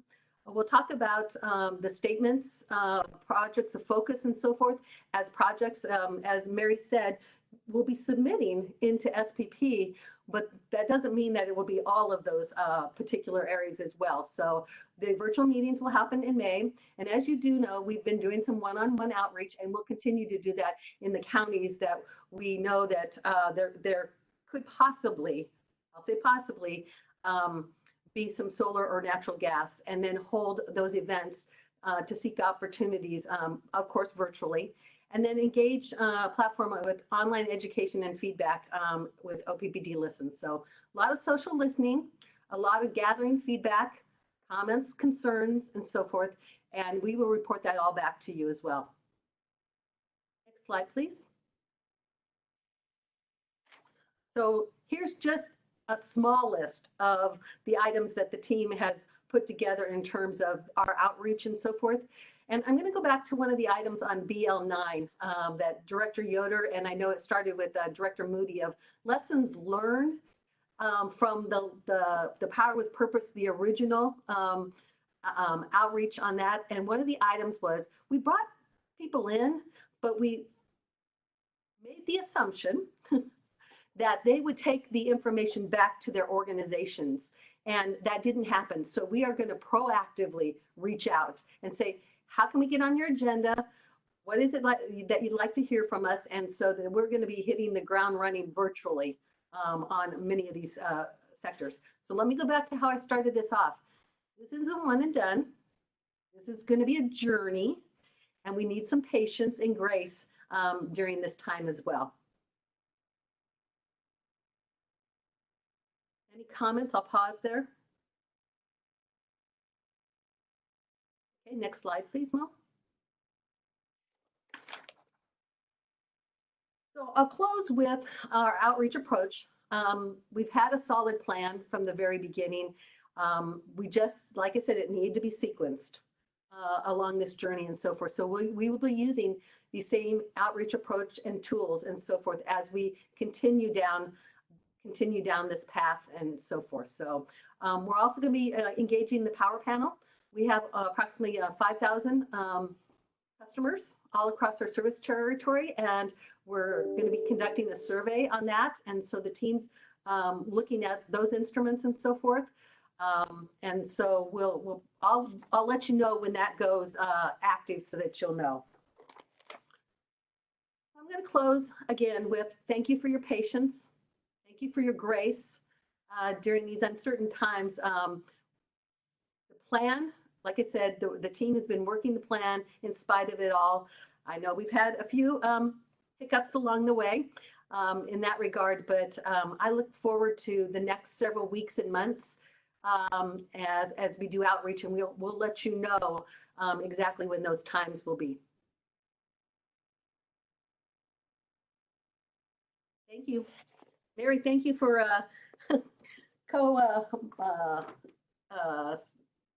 doing this presentation together. Co-hosting. Co-hosting, yes. I'll just go ahead and ask the question. We got an inquiry from Sarpy County. Obviously, there's the potential for us to have a project down there. So first, Lisa, to your team, I can't imagine trying to figure out public outreach and engagement at this time when people can't leave the house. So kudos to your team for working on that. It's I'm sure a complicated web. What do we need to tell people publicly about what that project is, could be, will be? I mean, we've got a closed session where we can get into the details, but I just want to make sure we don't miss an opportunity to clarify anything publicly that we need to clarify. So we do have plans in place with that, and then we can talk about that if you don't mind in closed session, because there are some dynamics going on in that area. Sure. But we have been committed to stakeholder outreach, and we will do that outreach. Okay.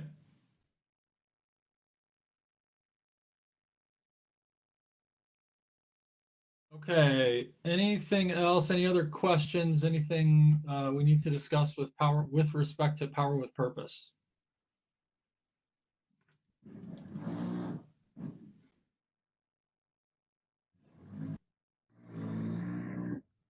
Okay, I'm hearing none. In which case, we are going to transition to closed session. So let me get my script out. Before you do that, could I go back to an item on the agenda? For For the confirmation of the board meeting agenda, I'm thinking maybe it would be a good idea to move that interlocal agreement for the WAN off the consent agenda and into the board discussion and action items. Unless there's some objection from the rest of the systems committee, I think it's really important to highlight that the work that went on behind the scenes on that between OPPD and other governmental agencies, including the counties and cities and other entities. And I think it's important to highlight that and make sure that the public understands that this isn't just a routine thing. It really required a lot of work and substantial cooperation between OPPD and other governmental entities. So unless there's objection from other committee members, maybe we could move that to the action items. You're thinking an opportunity to demonstrate the collaboration that's already in place between all these different governmental agencies. Okay. Correct. Yeah. Any board members, any other, well, let me ask it this way. Any concerns with moving that off of consent onto as a standalone board discussion action item? Head nods to the side, which means, okay, so let's go ahead and make that adjustment as well. Thank you for bringing that up, Janice. I'll pause one last time on the board agenda to see if there's anything else. Okay. We are about to transition into closed session, so we'll go through our process there, and then we'll talk a little bit about, once we've made that motion, assuming it passes, what the logistics of that look like. So, noted this morning, we will conduct a closed session discussion this afternoon to receive an update from the management team on Power with Purpose. Director McGuire, do we have a motion to go into closed session? Yes, I motion we move into closed session. I move that the board go into closed session at this time. It's not 12:37, that's for sure. 1:52 p.m. to discuss an update on Power with Purpose Generation Resource Project. A closed session is necessary because the discussion will involve competitively sensitive utility infrastructure information, including potential pricing and types of location and resources that would create a competitive disadvantage for the district if known by its business competitors, and also would create a competitive disadvantage for the district if known by potential contractors and property owners that may be involved in the infrastructure projects. This motion requires a second. Second. I'll read each of your names, and if you could just give me a verbal, that'd be great. Bogner? Yes. Kavanaugh? Yes. Gay? Yes. Fire? Yes. Olhoff? Yes. Moody? Yes. Williams? Yes. Yoder? Yes. Motion carried. Motion to go in closed session is passed. This closed session will be limited to discussion regarding an update on Power with Purpose. No votes or action will be. A couple things to note here. Director Gay, you had mentioned previously a potential conflict of interest and departure from the meeting. Are you still stepping aside, I assume? Yes, I voted for that, but I am going to leave the meeting now and will not participate in any of the closed sessions. So, okay. Thursday then. Great. Thank you for joining us, Mr. Gay. Thank you. You bet. So we will shortly, let's see here. We'll shortly go into closed session. So public attendees and OPPD staff that are not related to the discussion with respect to Power with Purpose will be removed from the WebEx event. And then we will take precautions to provide to Mo Henners the responsibility for managing the meeting. So let's go ahead and go and make those shifts right now. All right, please stand by. I'm going to go ahead and stop the